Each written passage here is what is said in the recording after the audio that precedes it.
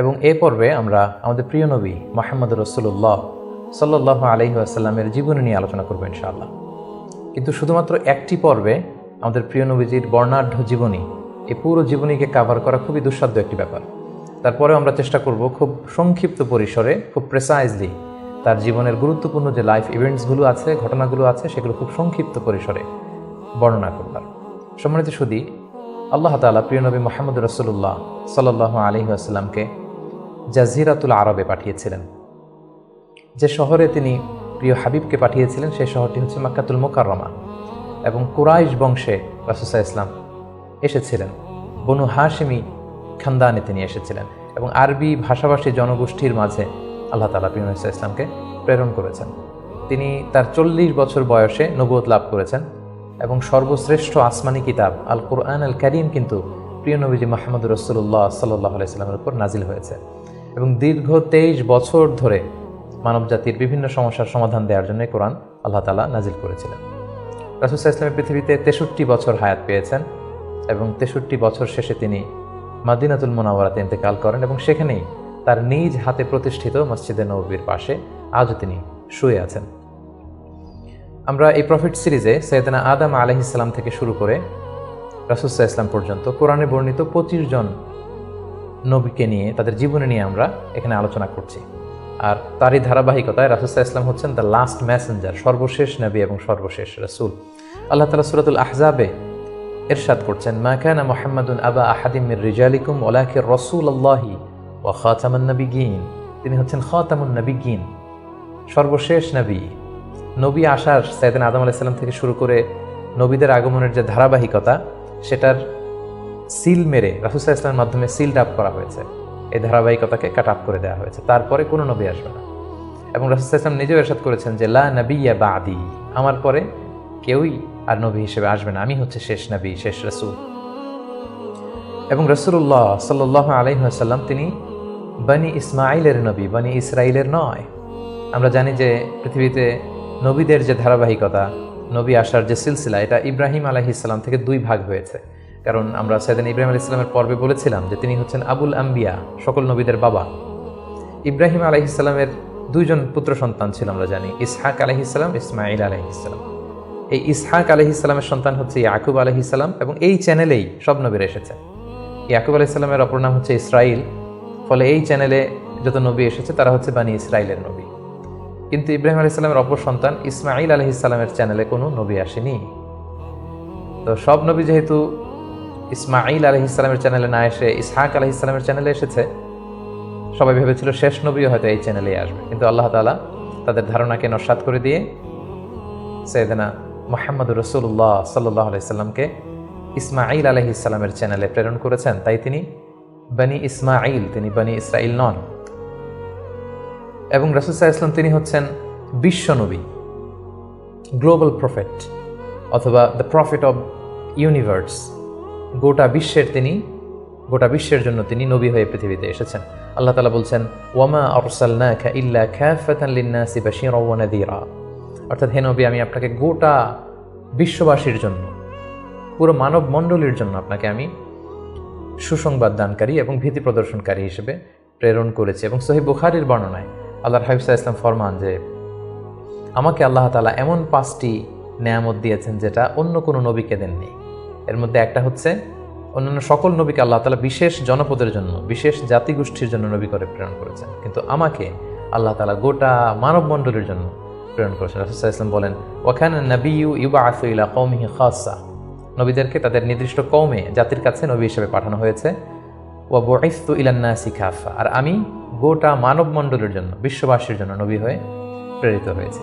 এবং রাসূলুল্লাহ সাল্লাল্লাহু আলাইহি ওয়াসাল্লামকে তিনি বলেছেন যে আমাকে শাফাআতের সুযোগ দেয়া হবে কিয়ামতের দিন, যে ভয়ঙ্করতম দিনে নবীরাও থারথার করে কাঁপতে থাকবে আল্লাহ তাআলার সামনে, একটি টু শব্দ করার সাহসটুকুন পাবে না, কোনো কথা বলার সাহস পাবে না। ঠিক সেই মুহূর্তে আল্লাহ রাসূল সাল্লাল্লাহু আলাইহি ওয়াসাল্লামকে শাফাআতের অনুমতি দেওয়া হবে। সুবহানাল্লাহি ওয়া বিহামদিহি। রাসূলুল্লাহ সাল্লাল্লাহু আলাইহি ওয়াসাল্লামের অনেকগুলো নাম রয়েছে।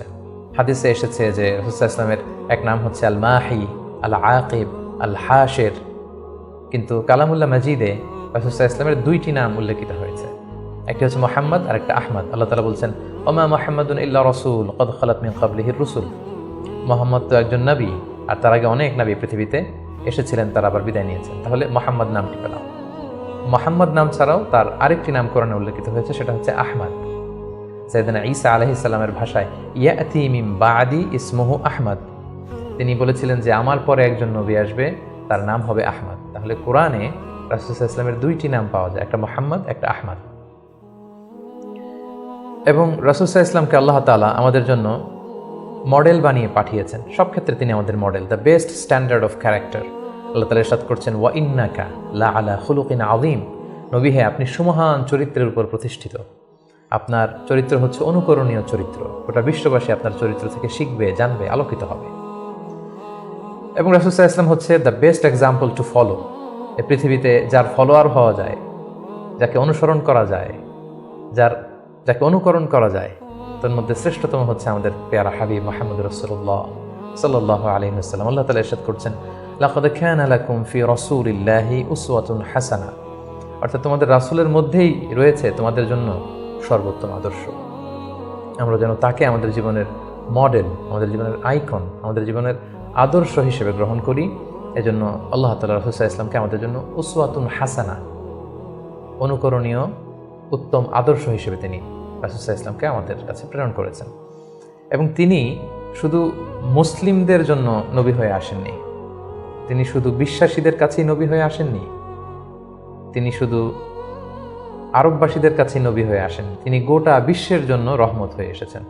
Mercy for the entire universe. আল্লাহ তাআলা ইরশাদ করছেন, ওয়ামা আরসালনাকা ইল্লা রাহমাতাল লিল আলামিন, I have sent you as a mercy for the entire universe. নবী হে আমি আপনাকে গোটা বিশ্ববাসীর জন্য রহমত করে প্রেরণ করেছি, রহমত স্বরূপ প্রেরণ করেছি। তিনি রাহমাতাল লিল আলামিন, তিনি গোটা বিশ্বের অ্যাসেট, গোটা বিশ্ব তার কাছ থেকে ভদ্রতা, সভ্যতা, ওহির জ্ঞান সবকিছু শিখবে। শুধু আমরাই রাসূল সাল্লাল্লাহু আলাইহি ওয়াসাল্লামের সুন্নাহ বা ট্র্যাডিশন থেকে আলোকিত হবে এমনটা নয়, তিনি সবার জন্য শিক্ষণীয়, অনুকরণীয়, অনুসরণীয়। তিনি গোটা বিশ্ববাসীর জন্য রহমত। প্রিয় সুধী, যেহেতু তিনি আমাদের জন্য আদর্শ, সেহেতু রাসূল সাল্লাল্লাহু আলাইহি ওয়াসাল্লাম আমাদের জন্য যা নিয়ে এসেছেন সেটাকে যেন আমরা আঁকড়ে ধরি। এটা আল্লাহ তাআলার ভার্ডিক্ট, অর্ডার। আল্লাহ তাআলা ইরশাদ করছেন, ওয়ামা আতাকুমুর রাসূলু ফাখুযুহু ওয়ামা নাহাকুম আনহু ফানতাহু। রাসূল সাল্লাল্লাহু আলাইহি ওয়াসাল্লাম তোমাদের জন্য যা নিয়ে এসেছেন সেটাকে ধরো, সেটাকে গ্রহণ করো, সেটাকে মানো। আর যেটা থেকে রাসূল সাল্লাল্লাহু আলাইহি ওয়াসাল্লাম তোমাদেরকে বারণ করেছেন সেটা থেকে তোমরা দূরে থাকো। এবং আমরা যদি আল্লাহ তাআলার ভালোবাসা পেতে চাই, সেক্ষেত্রে আল্লাহ তাআলা শর্ত জুড়ে দিয়েছেন যে আমার ভালোবাসা যদি পেতে চাও আমার নবীর অনুসরণ করো। আল্লাহ তাআলা বলছেন, কুল ইন কুনতুম তুহিব্বুনাল্লাহা ফাত্তাবিউনি ইউহিব্বুকুমুল্লাহ। আল্লাহ বলছেন, নবী হে আপনি জানিয়ে দিন যে তোমরা যদি আমি আল্লাহর ভালোবাসা পেতে চাও, তাহলে হে নবী আপনি বলুন যে ফাত্তাবিউনি, আমি নবীর অনুসরণ করো, তাহলে ইউহিব্বুকুমুল্লাহ, আল্লাহ তাআলা তোমাদেরকে ভালোবাসবেন। তো রাসূল সাল্লাল্লাহু আলাইহি ওয়াসাল্লামের ফলোয়ার হিসেবে, রাসূলুল্লাহ সাল্লাল্লাহু আলাইহি ওয়াসাল্লামের উম্মত হিসেবে আমাদের দায়িত্ব হচ্ছে রাসূল সাল্লাল্লাহু আলাইহি ওয়াসাল্লাম আমাদের জন্য যে শিক্ষা নিয়ে এসেছেন, যে হেদায়েত নিয়ে এসেছেন, যে আলোকবর্তিকা নিয়ে এসেছেন, কোরআন নিয়ে এসেছেন, এটা শিক্ষা যেন আমরা আমাদের ব্যক্তি জীবনে, সমাজ জীবনে, রাষ্ট্রীয় জীবনে যেন আমরা বাস্তবায়ন করি, এটা যেন আমরা আমাদের জীবনে ইমপ্লিমেন্ট করি। আমরা প্রফেট সিরিজের বিভিন্ন পর্বে বিভিন্ন নবীদের জীবন নিয়ে যখন আমরা আলোকপাত করেছিলাম, আমরা বলেছিলাম যে as a proof of their prophethood আল্লাহ সুবহানাহু ওয়া তাআলা প্রোভাইডস দেম মুআজিজা। তারা যে নবী, তার প্রমাণ হিসেবে আল্লাহ তাআলা নবীদেরকে মুআজিজা দিয়ে থাকেন। রাসূল সাল্লাল্লাহু আলাইহি ওয়াসাল্লামের জীবনীতেও আমরা দেখব যে অসংখ্য মুআজিজা ছিল। আমরা একটির কথা যদি উল্লেখ করি যে মক্কার কুরাইশরা যখন রাসূল সাল্লাল্লাহু আলাইহি ওয়াসাল্লামকে নবী হিসেবে মানতে যাচ্ছিল না, রাসূল সাল্লাল্লাহু আলাইহি ওয়াসাল্লাম বললেন যে চাঁদকে যদি দ্বিখণ্ডিত করতে পারি তোমরা কি মেনে নিবে যে আমি আল্লাহর রাসূল? তারা বলল যে মেনে নিব। রাসূল সাল্লাল্লাহু আলাইহি ওয়াসাল্লাম আঙ্গুল উঁচু করলেন, চাঁদের দিকে ইঙ্গিত করলেন, চাঁদ দ্বিখণ্ডিত হয়ে দুই ভাগ হয়ে গেল। সুবহানাল্লাহ। আল্লাহ তাআলা সূরাতুল কমারে ইরশাদ করছেন, ইকতারাবাতিস সাআতু ওয়ানশাক্কাল কমর ওয়া ইন ইয়ারা আয়াতান ইউরিদু ওয়া ইয়াকুলু সিহরুম মুস্তামির। রাসূল সাল্লাল্লাহু আলাইহি ওয়াসাল্লাম চাঁদ দ্বিখণ্ডিত করে ফেললেন, কিন্তু এই চমৎকার এই মুআজিজা দেখার পরেও তারা কিন্তু ঈমান আনলো না। তারা বলল, তুমি জাদু করেছো, চাঁদের মধ্যে ভেলকিবাজি করেছো, এমন বড় জাদুকর তুমি চাঁদের উপরও জাদুর প্রভাব খাটিয়েছো। তো এভাবে রাসূল সাল্লাল্লাহু আলাইহি ওয়াসাল্লাম যখনই কোরআনের আয়াত বলতেন, কোনো মুআজিজা দেখাতেন, তারা হয়তো রাসূল সাল্লাল্লাহু আলাইহি ওয়াসাল্লামকে জাদুকর বলতো, কখনো বলতো তুমি পাগল, কখনো বলতো তুমি কবি, কখনো বলতো তুমি গণক, নাউযুবিল্লাহি মিন যালিক। এভাবে রাসূল সাল্লাল্লাহু আলাইহি ওয়াসাল্লাম অনেকগুলো মুআজিজা তার জীবনে আমরা দেখতে পাই, যেগুলো তার মধ্যে থেকে অন্যতম মুআজিজা হচ্ছে তিনি চাঁদকে দ্বিখণ্ডিত করেছিলেন। এবং রাসূল সাল্লাল্লাহু আলাইহি ওয়াসাল্লাম জন্মের আগেই, যেগুলোকে মুবাশশিরাত বা ইরহাসাত বলে, নবী হওয়ার আগে এমন কিছু অলৌকিক ঘটনা, এরকম অনেক ঘটনা কিন্তু ঘটেছে। যেমন রাসূল সাল্লাল্লাহু আলাইহি ওয়াসাল্লামের প্রিয় মাতা আমেনা যখন গর্ভবতী ছিলেন তখন তিনি দেখেছেন যে তার পেট থেকে একটা আলো বের হয়ে এটা শাম দেশের বড় বড় প্রাসাদগুলোকে আলোকিত করছে। এটা কিন্তু রাসূল সাল্লাল্লাহু আলাইহি ওয়াসাল্লাম যে পৃথিবীতে আসবেন তার আগাম একটা বার্তা।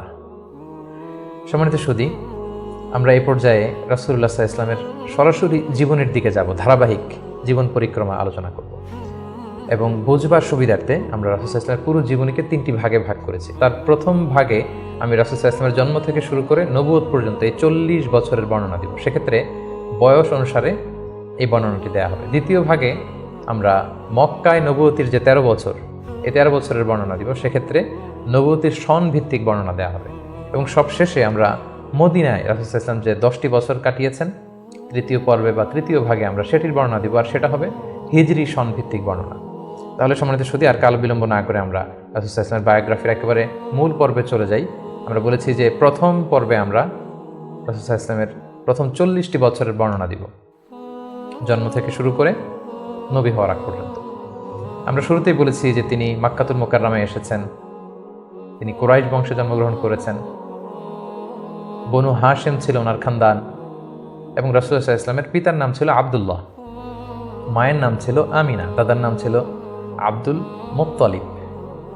এবং দুঃখজনক হলেও সত্য যে রাসূলুল্লাহ সাল্লাল্লাহু আলাইহি সাল্লামের মাতা পিতার সংসার 7 দিনের বেশি ছিল না, মাত্র বিয়ের পরে তারা 7 দিনের মতো, 1 সপ্তাহের মতো সংসার করেছিলেন।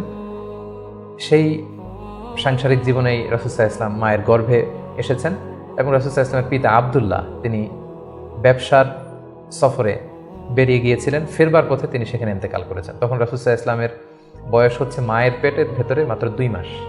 মায়ের পেটে থাকতেই তিনি বাবাহারা হয়েছেন এবং তিনি জন্মগ্রহণ করেছেন যে বছরে, সেটাকে ঐতিহাসিকরা বলেছেন আমুল ফিল, অর্থাৎ আব্রাহার হস্তি বাহিনী যে বছর কাবা ধ্বংস করতে এসেছিলেন ঠিক সেই বছর রবিউল আউয়াল মাসের 12 তারিখে সোমবার তিনি ওনার মা আমিনার কুলকে উজালা করে এই পৃথিবীতে এসেছেন, শুভাগমন করেছেন। এবং রাসূল সাল্লাল্লাহু আলাইহি ওয়াসাল্লামের আগমন এটা আমাদের জন্য আনন্দের, উচ্ছ্বাসের, ভালোবাসার। তিনি সর্বশেষ নবী, সর্বশেষ রাসূল হয়ে পৃথিবীতে আগমন করেছেন। রাসূলুল্লাহ সাল্লাল্লাহু আলাইহি ওয়াসাল্লাম সোমবার দিন জন্মগ্রহণ করেছেন, এটা নিয়ে ঐতিহাসিকদের মধ্যে কোনো মতভেদ নেই। কিন্তু তিনি কি রবিউল আউয়াল মাসের 12 তারিখে জন্মগ্রহণ করেছেন নাকি 2 তারিখে না 8 তারিখে, এই দিনগুলো নিয়ে ঐতিহাসিকরা মতভেদ করেছেন। তবে মাশহুর বা সবচেয়ে প্রসিদ্ধ মতামত হচ্ছে তিনি রবিউল আউয়াল মাসের 12 তারিখে জন্মগ্রহণ করেছেন আলাইহিস সালাতু ওয়াস সালাম। এবং রাসূলুল্লাহ সাল্লাল্লাহু আলাইহি ওয়াসাল্লামের এই জন্মের সালটাকে যদি আমরা খ্রিস্টাব্দ দিয়ে কনভার্ট করি তাহলে সেটা ছিল 571 খ্রিস্টাব্দ। এবং আমরা জানি যে তৎকালীন সময়ে সম্ভ্রান্ত ফ্যামিলির লোকেরা তাদের সন্তানদেরকে ব্রেস্ট ফিডিং উইমেনদের কাছে দিয়ে দিত, দুধমা, তারা এসে তাদেরকে নিয়ে যেত। এবং রাসূল সাল্লাল্লাহু আলাইহি ওয়াসাল্লামকে হালিমাতুস সাদিয়া নামে একজন নারী, যিনি তায়েফ থেকে আরও 70 কিলো দূরে বনু সাদ এলাকা থেকে এসে তারা রাসূল সাল্লাল্লাহু আলাইহি ওয়াসাল্লামকে রাসূল সাল্লাল্লাহু আলাইহি ওয়াসাল্লামের দাদা আব্দুল মুত্তালিবের কাছ থেকে নিয়ে গিয়েছিল দুধ খাওয়ানোর জন্য। এবং সেটা তারা করতো এই কারণে যে যেহেতু মক্কা শহর, এখানে অনেক ব্যবসায়ীরা আসে, অনেক লোক আসে, এখানে আরবি ভাষার অনেক আঞ্চলিকতার একটা মিক্স আপ হয়ে গিয়েছিল। তাই বেদুইন এলাকাতে, একেবারে মরুদ্যান, মরুভূমি আছে, এরকম এলাকাতে যেই ট্রাইবস বা কবিলাগুলো আছে, সেখানে যদি ছেলেমেয়েরা বড় হয় তাদের যেমনি স্বাস্থ্য ভালো থাকে, তাদের ভাষাটা যেমনি পিওর হয়, আরবি মুবিন, সুস্পষ্ট আরবি ভাষায় তারা কথা বলতে পারে। সো সম্ভ্রান্ত এবং ট্রেডিশনাল ফ্যামিলির লোকজন এটাই করতো। তার ধারাবাহিকতায় রাসূল সাল্লাল্লাহু আলাইহি ওয়াসাল্লামকে বনু সাদ গোত্র থেকে এসে হালিমাতুস সাদিয়া বনু সাদ গোষ্ঠীর কাছে নিয়ে গেল যে তাকে লালন পালন করবে, কয়েক বছর দুধ খাওয়াবে। এটা ঘটেছিল তার জন্মের পরপরই। এবং রাসূল সাল্লাল্লাহু আলাইহি ওয়াসাল্লামের বয়স যখন 2, তখন অল্প কিছু দিনের জন্য হালিমাতুস সাদিয়া সেই বনু সাদ থেকে আবার মক্কায় নিয়ে এসেছিল, যাতে রাসূল সাল্লাল্লাহু আলাইহি ওয়াসাল্লামের মা আমিনা কিছুদিনের জন্য ছেলের সঙ্গ পান। কিছুদিন যখন আমিনার সঙ্গ পেল, তারপর আবার তাকে বনু সাদে নিয়ে যাওয়া হলো। এবং রাসূলুল্লাহ সাল্লাল্লাহু আলাইহি ওয়াসাল্লাম হালিমাতুস সাদিয়ার দুগ্ধপান করতে লাগলেন। হালিমাতুস সাদিয়ার সন্তানদের সাথে মরুদ্যান, মরুভূমির সেই বেদুইন পরিবেশে বেড়ে উঠতে লাগলেন। সেখানকার যে পিওর ল্যাঙ্গুয়েজ আছে, আরবি ভাষা শিখতে লাগলেন। এবং রাসূল সাল্লাল্লাহু আলাইহি ওয়াসাল্লামের বয়স যখন 4, তখন তার প্রথম শাক্কে সাদর হয়েছে, যেটাকে সিনা চাক বলে, ওপেন হার্ট সার্জারি। রাসূল সাল্লাল্লাহু আলাইহি ওয়াসাল্লামের জীবনে মোট 3 বার এটা ঘটেছিল। বয়স যখন 4 তখন একবার, ওহী নাজিলের সময় একবার, মেরাজ যখন তিনি গিয়েছিলেন তখন একবার। রাসূল সাল্লাল্লাহু আলাইহি ওয়াসাল্লাম মরুভূমিতে বনু সাদ গোষ্ঠীর ছোট ছেলেদের সাথে খেলাধুলা করছিলেন। হঠাৎ জিবরাইল ইসলাম এসে রাসূল সাল্লাল্লাহু আলাইহি ওয়াসাল্লামকে এক পাশে নিয়ে গলা থেকে শুরু করে নাভি পর্যন্ত ছিঁড়ে রাসূল সাল্লাল্লাহু আলাইহি ওয়াসাল্লামের হৃদয়টাকে বের করে জামজামের পানি দিয়ে ধৌত করে আবার ভেতরে ঢুকিয়ে দিলেন, এই জায়গাটাকে আবার মিলিয়ে ফেললেন, যেটা আধুনিক সময়ে আমরা এটাকে ওপেন হার্ট সার্জারি বলি। এই দৃশ্য হালিমাতুস সাদিয়ার ছেলেমেয়েরা দেখে ভয়ে দৌড়াতে লাগলো। মায়ের কাছে যেয়ে বললো, আমাদের কোরাইশি ভাই বোধহয় মারা গিয়েছে। হালিমাতুস সাদিয়া বিচলিত হয়ে আসলেন, দেখলেন যে না, মারা যায়নি, মোহাম্মদ, শিশু মোহাম্মদ, তিনি বিচলিত অবস্থায় আছেন। তারা ভয় পেয়ে গেলেন এবং ভাবলেন যে না, এই ছেলের যদি কিছু হয়ে যায় তাহলে তো এর দায়ভার আমার উপর আসবে, আমরা দিয়ে আসবো মোহাম্মদকে। রাসূল সাল্লাল্লাহু আলাইহি ওয়াসাল্লামের বয়স যখন 5, তখন হালিমাতুস সাদিয়া রাসূল সাল্লাল্লাহু আলাইহি ওয়াসাল্লামকে নিয়ে, ছোট্ট মোহাম্মদ সাল্লাল্লাহু আলাইহি ওয়াসাল্লামকে নিয়ে তার মায়ের কাছে দিয়ে আসলেন। যেহেতু 5 বছর বয়সে এখন তিনি সুস্পষ্ট আরবিতে কথা বলতে পারেন এবং দুধ খাওয়ানো তো সেই 2 বছর বয়সেই শেষ। তিনি মরুভূমির সুন্দর প্রকৃতিতে সুঠাম দেহ নিয়ে বড় হচ্ছেন, সুন্দর আরবি ভাষায় কথা বলতে পারেন। 5 বছর বয়সে মায়ের কাছে ফিরিয়ে দেওয়া হলো। এবং রাসূল সাল্লাল্লাহু আলাইহি ওয়াসাল্লামের আম্মা আমিনা, তিনি প্রতি বছর রাসূল সাল্লাল্লাহু আলাইহি ওয়াসাল্লামের বাবার কবর জিয়ারত করতে ইয়াসরিবে যেতেন, যেটা পরবর্তীতে মদিনা নামকরণ হবে, আমরা শুনব সেই ঘটনা। প্রতি বছর যেহেতু তিনি যান, রাসূল সাল্লাল্লাহু আলাইহি ওয়াসাল্লামকে যখন নিয়ে আসা হলো, তার পরের বছর তিনি রাসূল সাল্লাল্লাহু আলাইহি ওয়াসাল্লামকে নিয়ে রাসূল সাল্লাল্লাহু আলাইহি ওয়াসাল্লামের বাবার কবর জিয়ারত করতে গেলেন। রাসূল সাল্লাল্লাহু আলাইহি ওয়াসাল্লামের বয়স তখন 6 বছরের ছোট্ট বালক। জিয়ারত করলেন। জিয়ারত করে ফিরে আসার পথে রাসূল সাল্লাল্লাহু আলাইহি ওয়াসাল্লামের মাতা আমিনা, তিনি মারা গেলেন মক্কা মদিনার মাঝখানে আবওয়া নামক জায়গায়। আল্লাহু আকবার। বয়স যখন মায়ের পেটে 2 মাস, বাবা হারা হলেন, পিতৃহারা। বয়স যখন মাত্র 6, মাতৃহারা, এখন কমপ্লিট ইয়াতিম মুহাম্মদ সাল্লাল্লাহু আলাইহি ওয়াসাল্লাম, বাবা মা হারা। তখন সাথে উম্মে আইমান নামে একজন দাসী ছিল, যিনি রাসূল সাল্লাল্লাহু আলাইহি ওয়াসাল্লামকে খুব ভালোবাসতেন, মায়ের কষ্ট বুঝতে দেননি। সেখান থেকে নিয়ে দাদার কাছে মক্কায় চলে আসলেন এবং রাসূল সাল্লাল্লাহু আলাইহি ওয়াসাল্লাম পরবর্তীতে বলেছিলেন, উম্মে আইমান ইয়া উম্মি বা'দা উম্মি, আমার মায়ের পরে উম্মে আইমানই আমার মা। সুবহানাল্লাহ। মক্কাতে যখন নিয়ে আসা হলো রাসূল সাল্লাল্লাহু আলাইহি ওয়াসাল্লামকে, শিশু মুহাম্মদকে, তখন তার দাদা আব্দুল মুত্তালিব তার দেখভালের দায়িত্ব নিলেন। কিন্তু অবাক করার কাণ্ড হচ্ছে, রাসূল সাল্লাল্লাহু আলাইহি ওয়াসাল্লাম যখন মাত্র 8 বছর বয়সে উপনীত হলেন, তার দাদাও ইন্তেকাল করলেন। এবার মাও নেই, বাবাও নেই, দাদাও নেই। ঠিক তখন রাসূল সাল্লাল্লাহু আলাইহি ওয়াসাল্লাম তার চাচা আবু তালেবের কাছে মানুষ হতে লাগলেন। রাসূল সাল্লাল্লাহু আলাইহি ওয়াসাল্লাম তার বয়স যখন 12, তখন তার চাচা আবু তালেব রাসূল সাল্লাল্লাহু আলাইহি ওয়াসাল্লামকে নিয়ে ব্যবসার কাজে শাম দেশের দিকে রওনা হয়েছিলেন। আমরা সেখানে বুহাইরা আর রাহেব, যে খ্রিস্টান পাদ্রী, তার গুরু পাদ্রীর কাছে শুনেছিলেন যে শেষ জামানার নবী তার শৈশব বয়সে বা কৈশোর বয়সে এই মরুভূমির পাশ দিয়ে যাবে। এটা শোনার পর থেকে বুহাইরা বছরের পর বছর এখানে ধ্যানমগ্ন থাকতো এবং অপেক্ষা করত। লম্বা ঘটনা। সম্মানিত, শুধু আমরা বলে রাখি যে আমরা কোনো ঘটনাতেই লম্বা চূড়া ঢুকে যাব না, আমরা শুধু কখন কি ইনসিডেন্ট হয়েছিল সেটা একটু করে আপনাদের সাথে শেয়ার করবার চেষ্টা করব। বুহাইরা আর রাহেব তার চাচা আবু তালেবকে বলল, এই ছেলে মোহাম্মদ নবী হবে, তার ভবিষ্যৎ অনেক উজ্জ্বল, ইহুদিরা যাতে জানতে না পারে, তুমি ফিরে যাও। এই ঘটনাটা তার বয়স যখন 12 তখন ঘটেছিল। রাসূল সাল্লাল্লাহু আলাইহি ওয়াসাল্লামের বয়স যখন 13, তখন থেকে তিনি মক্কার লোকদের ছাগল চড়াতে শুরু করলেন, মেষ পালক হিসেবে ক্যারিয়ার শুরু করলেন। অল্প কিছু পারিশ্রমিকের বিনিময়ে তিনি এটা করতেন। এটা শুধু রাসূল সাল্লাল্লাহু আলাইহি ওয়াসাল্লামের জীবনীতেই নয়, সমস্ত আম্বিয়া আলাইহিস সালামের জীবনীতে এটা ঘটেছে। সহিহ বুখারীর বর্ণনা, প্রিয়নবী বলেন, মা বা'আসাল্লাহু নাবিয়্যান ইল্লা রাআল গানাম, এই পৃথিবীতে আল্লাহ এমন কোনো নবী পাঠাননি যাদেরকে দিয়ে আল্লাহ মেষ চড়াননি। সুবহানাল্লাহ। রাসূল সাল্লাল্লাহু আলাইহি ওয়াসাল্লাম এটা শুরু করেছিলেন। রাসূল সাল্লাল্লাহু আলাইহি ওয়াসাল্লামের বয়স যখন 20, তখন তিনি তরুণ যুবক। ওই বয়সে তিনি হিলফুল ফুজুল সংগঠন করেছিলেন, আরবিতে যেটাকে বলা হয় হালাফুল ফুদুল বা হালাফুল মুত্তাইয়িবিন, যুব সংগঠন করেছিলেন। এটার উদ্দেশ্য কী ছিল? যাতে মক্কাতে কেউ মাজলুম না হয়। এক লোক তার পণ্য বিক্রি করেছে, মক্কার এক সম্ভ্রান্ত লোক পণ্য কিনে টাকা দিতে চায়নি। সে পাহাড়ে উঠে চিৎকার করে বলল, মক্কায় কি এমন ন্যায়পরায়ণ কেউ নেই যে আমার টাকাটা উদ্ধার করে দিতে পারে? রাসূল সাল্লাল্লাহু আলাইহি ওয়াসাল্লাম এই দৃশ্য দেখে কষ্ট পেলেন। তিনি প্রায় এরকম দৃশ্য দেখতেন যে জালিমরা অসহায় গরিব লোকদেরকে মক্কায় এভাবে ঠকাচ্ছে। তিনি তার চাচা জুবাইর ইবনে আব্দুল মুত্তালিব সহ ওনাদের সমবয়স্ক ইয়াংদেরকে নিয়ে একটা সোসাইটি করলেন। এই সোসাইটির নাম তারা দিলেন হালাফুল ফুদুল, যেটা বাংলায় আমরা হিলফুল ফুজুল বলি। এবং তারা এই সংগঠনের নাম দিয়েছিলেন হালাফুল মুত্তাইয়িবিন। বেসিকলি তারা, আরব দেশের ট্রেডিশন ছিল, তারা যখন সংঘবদ্ধ হতো তারা এক গামলা রঙের ভেতরে হাত ঢুকিয়ে দিয়ে তারা পাথরের মধ্যে হাতের ছাপ দিত। সবাই এভাবে হাতের ছাপ দিয়ে তারা প্রমাণ দিত যে আমরা ঐক্যবদ্ধ, সংঘবদ্ধ আছি।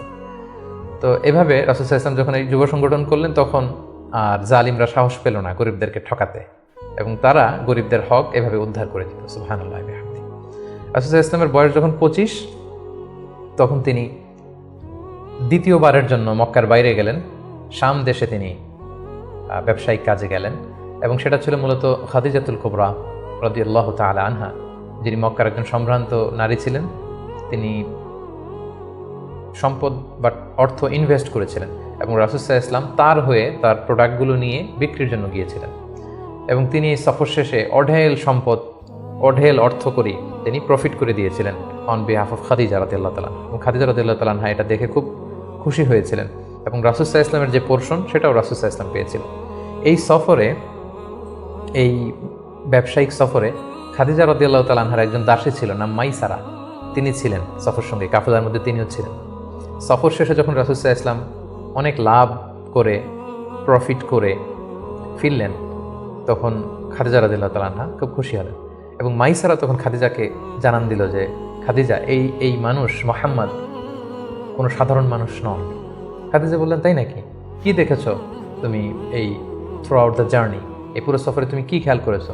তিনি বললেন যে মুহাম্মাদের চলন বলন কথা এটা আলাদা, অন্য সবার চেয়ে, কাফেলার প্রত্যেকটা পুরুষের চেয়ে আলাদা। তিনি অন্যরকম, তিনি সাধারণ কোনো মানুষ নন, অসাধারণ একজন মানুষ। তার কথা বার্তা, তার চলা ফেরা, তার আচরণ, তার ডিলিংস, তার বুদ্ধিমত্তা অসাধারণ। মাইসারা যখন এই কথা বলল, তখন খাদিজাতুল কুবরা তিনি রাসূল ইসলামের প্রতি আকৃষ্ট হলেন, তার একজন কাছের বান্ধবীর কাছে শেয়ার করলেন। তারা সবাই মিলে রাসূল ইসলামের চাচাদের কাছে যেয়ে বললেন যে রাসূল ইসলামকে খাদিজা পছন্দ করে, আমরা বিয়ের ব্যাপারে ভাবতে পারি কিনা। চাচারা রাসূল ইসলামকে জানালেন, রাসূল ইসলাম এগ্রি করলেন। এই 25 বছর বয়সে রাসূল ইসলাম তার প্রথম বিয়েটি সম্পন্ন করলেন, আলহামদুলিল্লাহ। এবং রাসূল ইসলাম 20টি উট দিয়েছিলেন as a dowry, as a মাহার, বিয়ের মাহার হিসেবে খাদিজা রাদিয়াল্লাহু তাআলা আনহাকে 20টা উট দিয়েছিলেন। রাসূল ইসলামের বয়স যখন 30, খাদিজা রাদিয়াল্লাহু তাআলা আনহা রাসূল ইসলামের ঘরকে উজালা করে তার প্রথম সন্তান, কন্যা সন্তান জন্মগ্রহণ করলো, জাইনাব। রাসূল ইসলামের বয়স যখন 33, দ্বিতীয় কন্যা সন্তান রুকাইয়া জন্মগ্রহণ করলো। রাসূল ইসলামের বয়স যখন 34, তৃতীয় কন্যা সন্তান উম্মে কুলসুম আসলো। রাসূল ইসলামের বয়স যখন 35, ফাতেমা রাদিয়াল্লাহু তাআলা আনহা তিনি জন্মগ্রহণ করলেন। এবং তখন কাবা ঘরের একটা রিনোভেশন হলো, আগুন লেগে বন্যার পানিতে কয়েকবার কাবা ধ্বংস হয়ে গিয়েছিল। ঠিক সেই সময়তে রাসূল ইসলামের বয়স যখন 35, কাবাকে আবার রিবিল্ড অফ কাবা বা রিনোভেশন অফ কাবা করা হয়েছিল। ইব্রাহিম আলাইহিস সালামের যে ভিত্তির উপর কাবা তৈরি করেছিলেন, সেই ভিত্তি ঠিক রেখে পাথর এনে কাবা নির্মাণ করা হয়েছিল। এবং হাজরা আসওয়াদ নিয়ে একটা দ্বন্দ্ব লেগেছিল, কে রাখবে এই জান্নাতি পাথর। 4টা গ্রুপ হয়ে গিয়েছিল। পরবর্তীতে রাসূল সাল্লাল্লাহু আলাইহি ওয়াসাল্লাম এটার সমাধান দিয়েছিলেন। রাসূলুল্লাহ সাল্লাল্লাহু আলাইহি ওয়াসাল্লামের বয়স যখন 37 বছর, তখন থেকে তিনি একাকী নির্জনে ইবাদত করতেন, ধ্যানমগ্ন থাকতেন। হুব্বিবা ইলাইহিল খালা, নিঃসঙ্গত তার কাছে প্রিয় করে দেয়া হলো। সম্মানিত সুধী, জাহিলি যুগে রাসূল সাল্লাল্লাহু আলাইহি ওয়াসাল্লামের ধর্মবিশ্বাস কী ছিল সেটা নিয়ে যদি আমরা বলি, তাহলে আমরা বলবো যে তিনি কখনো শিরকের সাথে জড়িত হননি, তিনি কখনো কোনো মূর্তিকে টাচ করেননি, তিনি আল্লাহ ছাড়া কারো কাছে কোনো কিছু কামনা করেননি, এবং তিনি হানিফ সম্প্রদায়ের অন্তর্ভুক্ত ছিলেন। অর্থাৎ ইব্রাহিম আলাইহিস সালামের স্বচ্ছ হানিফ ধর্মবিশ্বাসের যতটুকু মক্কাতে তখন অবশিষ্ট ছিল, রাসূল সাল্লাল্লাহু আলাইহি ওয়াসাল্লাম সেগুলোর প্রতি আকৃষ্ট ছিলেন, তিনি সেগুলো পালন করতেন। কিন্তু এই জাহিলি সমাজের মধ্য থেকে মানুষগুলোকে এক আল্লাহর দিকে কিভাবে নেবেন, সঠিক রাস্তা কোনটা, একটা স্ট্রাকচার্ড রিলিজিয়ান, স্ট্রাকচার্ড শরিয়া ওনার কাছে ছিল না। ফলে সেটা তিনি কামনা করছিলেন, খুঁজছিলেন, মহাসত্যকে তিনি খুঁজে বেড়াচ্ছিলেন। এজন্য ওনার বয়স যখন 37 ইয়ার্স ওল্ড, তখন হুব্বিবা ইলাইহিল খালা, নিঃসঙ্গতা, একাকী ধ্যান করা, এই মহাবিশ্ব নিয়ে গবেষণা করা, এই মহাবিশ্বের স্রষ্টাকে কিভাবে আরও তার সান্নিধ্য পাওয়া যায় সেটা নিয়ে তিনি চিন্তা গবেষণা করছিলেন। এবং ঠিক সেই মুহূর্তে তিনি হেরা গুহাতে যেতেন, এবং এটা চলেছিল তার বয়স যখন 37 থেকে শুরু করে 39 বছর 6 মাস পর্যন্ত এই ধ্যান তিনি করতেন। খাবার নিয়ে হেরা গুহাতে যেতেন, সেখানে ধ্যানমগ্ন তিনি থাকতেন, এবং তিনি স্রষ্টার সান্নিধ্য পাওয়ার চেষ্টা করতেন। সত্য, মহাসত্যকে তিনি অর্জনের জন্য চেষ্টা করতেন। রাসূলুল্লাহ সাল্লাল্লাহু আলাইহি ওয়াসাল্লামের বয়স যখন 39 বছর 6 মাস, তখন থেকে, অর্থাৎ 40 বছর হতে আর মাত্র 6 মাস বাকি, তখন থেকে তিনি গুড ড্রিমস আর রুইয়া সাদেকা, বেশি বেশি সত্য স্বপ্ন দেখতে শুরু করলেন। প্রতিদিনই স্বপ্ন দেখতেন, এবং রাতে যাই স্বপ্ন দেখতেন সকালবেলা সেটা বাস্তবায়িত হতো। ফলে তিনি স্বপ্নে রাতে যা দেখতেন সকালবেলা বাস্তবে সেটা সমাজে তিনি দেখতে পেতেন। এভাবে একাকী তিনি খাবার নিয়ে, পাথেয় নিয়ে সেই 632 মিটার উঁচু মক্কাতুল মুকাররমায় গারে হেরাতে, হেরা পাহাড়ে তিনি চলে যেতেন, ধ্যানমগ্ন থাকতেন এবং মহাসত্যের সন্ধান করতেন। ঠিক তার বয়স যখন 40 বছরে উপনীত হলো, তিনি মহাসত্যের সন্ধান পেলেন। সুবহানাল্লাহি বিহামদিহি। সেদিন জিবরাইল আলাইহিস সালাম রেশমি কাপড়ে সূরাতুল আলাকের প্রথম 5 আয়াত নিয়ে এসে বললেন, পড়ুন। তিনি বললেন, আমি তো পড়তে জানি না। কয়েকবার বলার পরে পড়তে জানেন না তিনি বললেন। তিনি রাসূল সাল্লাল্লাহু আলাইহি ওয়াসাল্লামকে 3 বার জড়িয়ে ধরলেন। এবার তিনি পড়লেন, ইকরা বিসমি রাব্বিকাল্লাযী খালাক, খালাকাল ইনসানা মিন আলাক, ইকরা ওয়া রাব্বুকাল আকরাম আল্লাযী আল্লামা বিল কলম, আল্লামাল ইনসানা মা লাম ইয়ালাম। এই যে কোরআনের প্রথম 5 আয়াত হেরা গুহাতে নাজিল হলো, তখন রাসূল সাল্লাল্লাহু আলাইহি ওয়াসাল্লাম পড়লেন। 5টি আয়াত পড়ে তিনি হেরা গুহা থেকে কাঁপতে কাঁপতে নেমে আসলেন। নেমে এসে দেখেন জিবরাইল আলাইহিস সালামকে তার প্রকৃত রূপে দেখলেন, যে বিশাল আকৃতির, দিগন্ত বিস্তৃত তার আকৃতি। তিনি আরো ভয় পেলেন। এই 5 আয়াত নিয়ে তিনি নিচে নেমে আসলেন, কাঁপতে লাগলেন এবং আম্মাজান খাদিজা ওনার স্ত্রীর কাছে এসে বললেন, জাম্মিলুনি জাম্মিলুনি, আমার ভয় লাগছে, আমাকে কম্বল চাপা দাও। কম্বল চাপা দেয়া হলো, আয়াত নাজিল হলো, ইয়া আইয়ুহাল মুজাম্মিল কুমিল লাইলা ইল্লা কালিলা। এ কম্বলওয়ালা দাঁড়াও, দাঁড়িয়ে তাহাজ্জুদের সালাত পড়ো। তিনি বললেন, আমাকে দাসসিরুনি দাসসিরুনি, আমাকে বস্ত্র দিয়ে চাপা দাও, আমার ভয় লাগছে, আমি মনে হয় মারা যাবো। রাসূল ইসলামের গায়ে জ্বর এসে গেল, কাঁপুনি এসে গেল। কারণ কোরআনটা হচ্ছে ইন্না সানুলকি আলাইকা কওলান সাকিলা, এটা খুব ভারী, পাওয়ারফুল একটা স্ট্রং মেসেজ। এটা রিসিভ করা এত সহজ কোনো বিষয় নয়। যখন তিনি বললেন, কাপড় দিয়ে আমাকে আচ্ছাদন করো, আয়াত নাজিল হলো, ইয়া আইয়ুহাল মুদ্দাসসির কুম ফাআনদির, হে কাপড়ওয়ালা দাঁড়াও, কুম দাঁড়াও, বসে থাকার সময় নেই, কুম ফাআনদির, মানুষকে সতর্ক করো। এই যে রাসূল সাল্লাল্লাহু আলাইহি ওয়াসাল্লাম দাঁড়ালেন আর বিশ্রামের সময়টুকু পেলেন না, কোরআন নাজিল হতে লাগলো। রাসূল সাল্লাল্লাহু আলাইহি ওয়াসাল্লাম ভয় পেতে লাগলেন শুরুর দিকে। আম্মাজান খাদিজা আশ্বস্ত করে বললেন যে, আপনি ভয় পাবেন না, আপনার মধ্যে অনেক ভালো গুণাবলী আছে, আল্লাহ আপনাকে কখনোই অপদস্থ করবেন না। তিনি তার কাজিনের কাছে, ওরাকা ইবনে নওফলের কাছে নিয়ে গেলেন। তিনিও আশ্বস্ত করলেন যে, যাকে তুমি দেখেছো বিশাল আকৃতিতে, যে তোমার কাছে সূরা আলাকের 5 আয়াত নিয়ে এসেছে, তিনি হচ্ছেন নামুস, সে জিবরিল। তোমার আগে সব নবীদের কাছে তিনিই আসতেন আল্লাহর বাণী নিয়ে। সুবহানাল্লাহ। ভয় পেও না, তুমি চালিয়ে যাও, এবং তোমার জাতিগোষ্ঠী তোমার বিরোধিতা করবে, তোমাকে তোমার এলাকা থেকে বের করে দিবে। রাসূল ইসলাম বললেন, আমার গোষ্ঠীর আত্মীয়রা আমাকে বের করে দিবে? তিনি বললেন, হ্যাঁ, এই বাণীবাহকের কাজ যারা করে পৃথিবীতে তাদেরকে এই ভাগ বিবরণ করতে হয়েছে। সুবহানাল্লাহ। সম্মানিত শুধু এভাবে ইকরা বিসমি রাব্বিকাল্লাযী খালাক, read in the name of your lord who has created, এই বাণী নাজিলের মধ্য দিয়ে রাসূল সাল্লাল্লাহু আলাইহি ওয়াসাল্লাম অফিশিয়ালি নবী হলেন, নবুয়ত লাভ করলেন, এবং তার বয়স ছিল তখন 40 বছর। তাহলে আমরা প্রথম পর্ব শেষ করলাম, যেখানে আমরা বলেছি প্রথম পর্বে আমরা রাসূল ইসলামের জন্ম থেকে শুরু করে নবী হওয়া পর্যন্ত এই 40 বছরের বর্ণনা আমরা প্রথম পর্বে শুনলাম। এবারে আমরা দ্বিতীয় পর্বে চলে যাব। দ্বিতীয় পর্বে আমরা বর্ণনা করব নবী হওয়ার পর থেকে হিজরতের আগ পর্যন্ত মক্কায় নবুয়তের 13 বছর ওনার কেমন কেটেছে, কি কি ইনসিডেন্ট ছিল, কি কি ঘটনার মধ্যে দিয়ে, স্ট্রাগলের মধ্যে দিয়ে তিনি গিয়েছেন, সেটা আমরা এখন শুনবো ইনশাআল্লাহ। আমরা শুরুতেই বলেছিলাম যে দ্বিতীয় পর্ব আমরা আলোচনা করব নবুয়তির সন ভিত্তিক। তো নবুয়তির প্রথম বছরে রাসূল সাল্লাল্লাহু আলাইহি ওয়াসাল্লামের কাছে কোরআনের আয়াত যাই নাজিল হতো, সেটা তিনি খুব প্রাইভেটলি কাছের লোকদের কাছে প্রচার করতেন, অন্যদেরকে বলতেন না। ফলে তিনি যে নবী হয়েছেন এটা ওনার কাছের লোকজন ছাড়া কেউ জানতে পারেনি।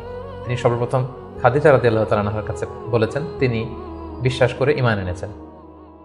তার চাচাতো ভাই ছোট্ট আলী রাদিয়াল্লাহু তাআলা আনহুর কাছে বলেছেন, আলী রাদিয়াল্লাহু তাআলা আনহু ছোটদের মধ্যে ঈমান এনেছেন। দাসদের মধ্যে থেকে প্রথম যায়েদ ইবনে হারেসা, যিনি রাসূল সাল্লাল্লাহু আলাইহি ওয়াসাল্লামের পালক পুত্রের মর্যাদায় ছিলেন, তিনি ঈমান এনেছেন। সবচাইতে কাছের ঘনিষ্ঠ বন্ধু আবু বকর রাদিয়াল্লাহু তাআলা আনহুর কাছে বলেছেন, তিনিও ঈমান এনেছেন। এবং রাসূল সাল্লাল্লাহু আলাইহি ওয়াসাল্লাম গোপনে, অর্থাৎ যেটাকে বলা হয় প্রাইভেট দাওয়া, তিনি টার্গেট ভিত্তিক কাছের ঘনিষ্ঠ আমানতদার যাকে তিনি রিলাই করতে পারেন তাদের কাছে তিনি বলতে আরম্ভ করলেন, এবং তারা গোপনে গোপনে প্রাইভেটলি রাসূল সাল্লাল্লাহু আলাইহি ওয়াসাল্লাম ডাকে সাড়া দিয়ে ঈমান আনলো, মুসলিম হতে আরম্ভ করল। সুবহানাল্লাহ। এভাবে 3 বছর তিনি প্রাইভেট দাওয়া দিয়েছেন মক্কায়। নবুয়তির তৃতীয় বছরে 3 বছর পর আল্লাহ তাআলা আয়াত নাযিল করলেন, ফাসদা বিমা তুমার ওয়া আ'রিদ আনিল মুশরিকিন।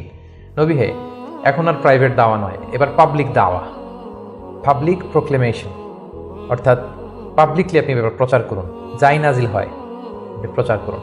এবার রাসূল সাল্লাল্লাহু আলাইহি ওয়াসাল্লাম প্রচার করতে আরম্ভ করলেন পাবলিকলি।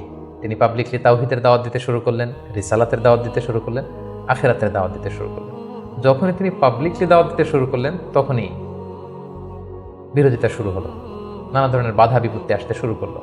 তিনি পাহাড়ের চূড়ায় যেয়ে বললেন, হে মক্কাবাসী, হে আমার গোষ্ঠীর লোকেরা, আমি যদি বলি যে এই পাহাড়ের পেছনে একদল ঘোড়সাওয়ার আক্রমণ করার জন্য বসে আছে, বিশ্বাস করবে আমার কথা? সবাই বললো হ্যাঁ অবশ্যই করব, কারণ মা জাররাবনা মিনকা ইল্লা সিদখান, আমরা জীবনে তো মোহাম্মদ তোমার কাছ থেকে কোনোদিন মিথ্যা বলতে শুনি নাই, তুমি যা বলবে তাই বিশ্বাস করবো।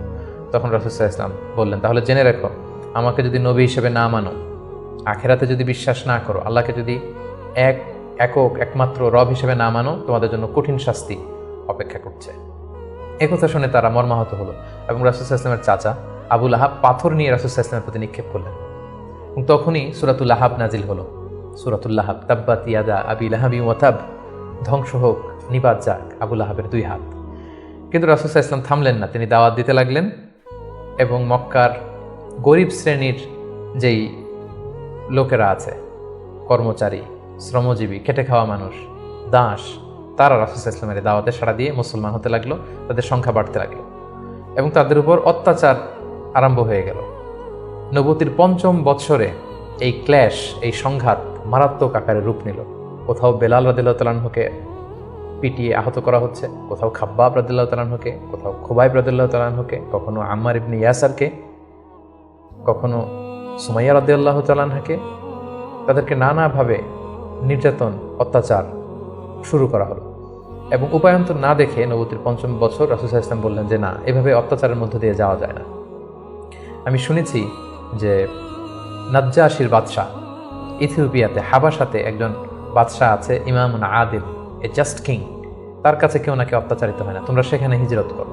নবুয়তির ৫ম বৎসর একটা বিশাল সংখ্যক মুসলিম সাহাবী তারা আবিসিনিয়াতে হিজরত করলো এবং এই বছরই পাপিষ্ঠ আবু জাহাল বর্ষার আঘাতে ইসলামের প্রথম নারী শাহিদা সুমাইয়া রাদিয়াল্লাহু তাআলা আনহাকে তিনি শহীদ করে দিয়েছিলেন, হত্যা করেছিলেন।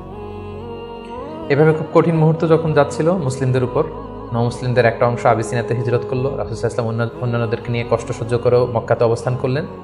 ঠিক ওই মুহূর্তে একটা আশার বাণী নিয়ে আসলো আমির হামজা, রাসূল সাল্লাল্লাহু আলাইহি ওয়াসাল্লামের চাচার ইসলাম গ্রহণ এবং ওমরে ফারুকের ইসলাম গ্রহণ। সুবহানাল্লাহ। তারা যখন ইসলাম ধর্ম গ্রহণ করলো তখন মক্কার কুরাইশ একটা নড়ে চড়ে বসলো, কারণ তারা তখন পাবলিকলি কয়েকজন একসাথে মিলে 2টা লাইন করে মিছিল দিতে শুরু করলো, আল্লাহু আকবার, আল্লাহু আকবার, তাকবীর দিতে দিতে তারা কাবা পর্যন্ত গেল এবং এই দৃশ্য যখন মক্কার কাফিররা দেখলো তখন তারা বলতে আরম্ভ করলো, না, এটাকে যে কোনো মূল্যে থামাতে হবে। রাসূল সাল্লাল্লাহু আলাইহি ওয়াসাল্লামকে তারা প্রপোজ করলো, তুমি নারী চাও মোহাম্মদ, তোমাকে আরব্য সুন্দরী নারী এনে দেব, তুমি সম্পদ চাও, সম্পদ দেব, ক্ষমতা চাও, ক্ষমতা দেব, কিন্তু এই নতুন যেই দাওয়াত দিচ্ছ তুমি, এটা বন্ধ করো। রাসূল সাল্লাল্লাহু আলাইহি ওয়াসাল্লাম বললেন, তোমরা যদি আমার ডান হাতে লাওয়াদাউ শামসা ফি ইয়ামিনি ওয়াল খামারা ফি ইয়াসারি, ডান হাতে যদি তোমরা সূর্য এনে দাও, বাঁ হাতে যদি আমাকে চাঁদ এনে দাও, তারপরেও এই দাওয়াত থেকে, আমার এই মিশন থেকে আমি এক চুল পরিমাণে পেছনে যাব না। এবার আবু জাহেল, উতবা, শাইবা, ওয়ালিদ ইবনে মুগীরা তারা সিদ্ধান্ত নিল, না, মুহাম্মদকে থামাতে হলে আমাদেরকে অন্য স্ট্র্যাটেজিতে যেতে হবে, তাদেরকে বয়কট করতে হবে। এবং তারা তখন প্রপোজ করলো যে আমরা বয়কট করব। আবু তালেবকে বলল, আবু তালেব, তোমার ভাতিজা তোমার শেল্টারে আমাদের সমাজে বিশৃঙ্খলা তৈরি করছে, নতুন ধর্মের দাওয়াত দিচ্ছে, হয় মোহাম্মদকে আমাদের হাতে তুলে দাও, তা না হলে বয়কট, তোমাদেরকে আমরা বয়কট করতে বাধ্য হব। আবু তালেব বললেন যে না, পিতাহারা মাতাহারা মোহাম্মদকে আমি ছোটবেলা থেকে লালন পালন করেছি, আমার ভাতিজার কোনো ক্ষতি আমি হতে দিব না। তারা বয়কটের ঘোষণা দিল। তারা বলল, আমরা সবাই মিলে বানু হাশিমকে বয়কট করলাম, তোমাদের সাথে আমাদের কোনো বিবাহ হবে না, কোনো অর্থনৈতিক চুক্তি হবে না, আমরা কোনো পণ্য বিক্রি করবো না, তোমাদের থেকে কিনবো না, কথা বলবো না, তোমাদেরকে বয়কট। 3 বছর শিয়াবে আবি তালেবে রাসূল সাল্লাল্লাহু আলাইহি ওয়াসাল্লাম, ইসলামের চাচা এবং মুসলিমরা এই বয়কটের মধ্যে ছিলেন। প্রথম বছর তারা ছাগল পালতো, যেহেতু ছাগল জবাই করে খেয়েছে। তারপরের বছর ছাগলের চামড়া, এবং অনেক সাহাবী ছাগলের চামড়া, গাছের ছাল খেয়ে বেহুশ হয়ে থাকতো, যেহেতু কোনো খাবার দাবারের ব্যবস্থা ছিল না। ঠিক নবুয়তের 7ম বৎসরে এই বয়কট শুরু হলো 10ম বৎসর পর্যন্ত। 3টি বছর তারা এই বয়কটের মধ্যে দিয়ে গিয়েছে। এবং রাসূল সাল্লাল্লাহু আলাইহি ওয়াসাল্লাম নবুয়তের 10ম বৎসরে চাচা আবু তালেবকে বললেন যে, চাচা, আল্লাহ তাআলা আমাকে জানিয়েছেন যে তারা যে বয়কটের যে ধারাগুলো লিখেছিল, যে আমাদের কাছে পণ্য বিক্রি করবে না, আমাদের সাথে বিয়ে শাদী হবে না, কথাবার্তা হবে না, এবং এই ধারাগুলো লিখে তারা একটা কাগজে এটাকে কাবা ঘরের ছাদের উপরে ঝুলিয়ে দিয়েছিল। রাসূল সাল্লাল্লাহু আলাইহি ওয়াসাল্লাম বললেন যে, চাচা, আপনি তাদের কাছে যান, যে বলুন যে আল্লাহ তাআলা আমাকে জানিয়েছে উই পোকা এসে তাদের ধারার প্রতিটি কথা উই পোকা খেয়ে ফেলেছে, সেখানে শুধু আল্লাহ এই শব্দটা অবশিষ্ট আছে। আমি যদি নবী না হই তাহলে তো এটা আমার পক্ষে বলা সম্ভব না। আবু তালেব যে বললেন, শোনো, আমার ভাতিজা মোহাম্মদ বলেছে যে তোমাদের ধারার প্রতিটি কথা ওই পোকা খেয়ে ফেলেছে, যেটা তোমরা কাবা ঘরে লটকে রেখেছো গত 3 বছর, যাও যেয়ে দেখো। যদি দেখো মোহাম্মদ যা জানিয়েছে এটা মিথ্যা, তাহলে মোহাম্মদকে তোমাদের হাতে তুলে দেবো, আর যদি সত্য হয় তাহলে এই বয়কট তোমরা ভেঙে দিতে হবে। তারা যে তাই দেখলো, রাসূল সাল্লাল্লাহু আলাইহি ওয়াসাল্লাম যেমনটি বলেছেন, কোনো লেখা সেই নথিপত্রে নেই, শুধু আল্লাহ নামটি ছাড়া। এটা দেখে তাদের কারো কারোর মধ্যে ভয় আসলো যে না, এতটা আমাদের আত্মীয়, এরা একই বংশের লোক, একই সমাজের লোক, এটা করা ঠিক হবে না। নবুয়তির 10ম বৎসর এই বয়কটকে তারা উঠিয়ে নিল। কিন্তু তার চেয়েও দুঃখজনক ঘটনা আমাদের জন্য সামনে অপেক্ষা করছে। সেটা হচ্ছে নবুয়তির 10ম বৎসর রাসূল সাল্লাল্লাহু আলাইহি ওয়াসাল্লামের এই চাচা আবু তালেব ইন্তেকাল করলো, যিনি রাসূল সাল্লাল্লাহু আলাইহি ওয়াসাল্লামকে পলিটিক্যাল শেল্টার দিতেন এবং রাসূল সাল্লাল্লাহু আলাইহি ওয়াসাল্লামকে ঘরে যিনি শক্তি যোগাতেন, সাহস যোগাতেন এবং ফিনান্সিয়াল সাপোর্ট দিতেন, তার সেই প্রিয়তমা স্ত্রী খাদিজা রাদিয়াল্লাহু তাআলা আনহা নবুয়তির 10ম বৎসরে চাচার ইন্তেকালের 6 মাস পরে ইন্তেকাল করলেন। রাসূল সাল্লাল্লাহু আলাইহি ওয়াসাল্লাম তখন সাউদা বিনতে জামাআ রাদিয়াল্লাহু তাআলা আনহাকে বিয়ে করলেন। আয়েশা রাদিয়াল্লাহু তাআলা আনহার সাথে বিয়ের কন্ট্রাক্ট অর্থাৎ আকদ হলো, কিন্তু সংসার শুরু হয়নি। কিন্তু এখন তো রাসূল সাল্লাল্লাহু আলাইহি ওয়াসাল্লামকে বাঁচানোর মতো কেউ নেই, শেল্টার দেওয়ার মতো কেউ নেই। এখন তো যে কেউ রাসূল সাল্লাল্লাহু আলাইহি ওয়াসাল্লামের উপর অ্যাটাক করতে পারে। তাই রাসূল সাল্লাল্লাহু আলাইহি ওয়াসাল্লাম পাশের শহর টুইন সিটি তায়েফে চলে গেলেন। তায়েফের লোকদেরকে দাওয়াত দিলেন। নবুয়তির 10ম বছরেই তিনি তায়েফে চলে গেলেন। কিন্তু আমরা তায়েফের ঘটনা জানি। To make the long story short, সেখানে তিনি রিজেক্টেড হলেন, পাথর মারা হলো, রক্তাক্ত হয়ে তিনি ফিরে আসলেন এক খেজুর বাগানের ভেতরে। ফজরের সময় তিনি যখন তেলাওয়াত করছিলেন, একদল জিন যাচ্ছিল এবং তারা রাসূল সাল্লাল্লাহু আলাইহি ওয়াসাল্লামের কণ্ঠের তেলাওয়াত শুনে জিন জাতি ঈমান এনে ফেলল। আল্লাহ তাআলা বোঝাতে চাইলেন, নবী হে, মক্কায় নির্যাতিত হয়ে তায়েফে গিয়েছেন, তায়েফে রক্তাক্ত হয়েছেন, রিজেক্টেড হয়েছেন, তায়েফের লোকেরা আপনার কথা শুনেনি, কিন্তু অদৃশ্য জগতের এক জাতি, জিন জাতি, আপনার এই কথা শুনে ঈমান এনে মুসলমান হয়ে গিয়েছে। সুবহানাল্লাহ। তায়েফে যখন তিনি রিজেক্টেড হলেন, এবার তিনি কোথায় যাবেন? মক্কাতে আসলে এখানে মৃত্যু অপেক্ষা করছে। তায়েফে তিনি আশ্রয় পেলেন না। এবার তিনি মক্কার অনতি দূরে দাঁড়িয়ে একজন লোককে পাঠালেন যে যাও, যে বলো যে কেউ কি নেই আমাকে শেল্টার দিবে? আমার তো এটা আমার শেকড়, জন্মভূমি, আমার বাবা দাদা সবাই এ এলাকার, আমার স্মৃতি, শৈশব কৈশোর সব এখানে। আমি তো তোমাদের সাথে কোনো খারাপ আচরণ কখনো করিনি, কাউকে ঠকাইনি, আমাকে থাকবার জন্য কি কেউ আশ্রয় দিবে না? কেউ তখন আবু জাহেল, উতবা, সাইবার ভয়ে রাসূল সাল্লাল্লাহু আলাইহি ওয়াসাল্লামকে আমান বা সিকিউরিটি দিতে রাজি হলো না, একজন লোক ছাড়া। তিনি হচ্ছেন মুতঈম ইবনে আদি।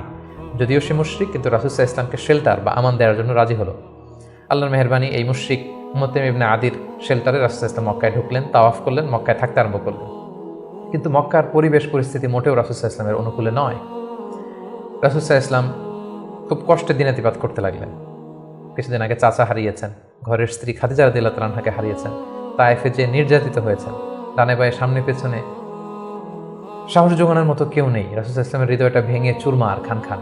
ঠিক সে মুহূর্তে নবুয়তির 11তম বৎসরে রাসূল সাল্লাল্লাহু আলাইহি ওয়াসাল্লামের হৃদয়টাকে আনন্দ দিয়ে ভরে দেওয়ার জন্য স্পেশাল মিটিংয়ে রাসূল সাল্লাল্লাহু আলাইহি ওয়াসাল্লামকে ডেকে নিলেন আল্লাহ তাআলা তার আরশে।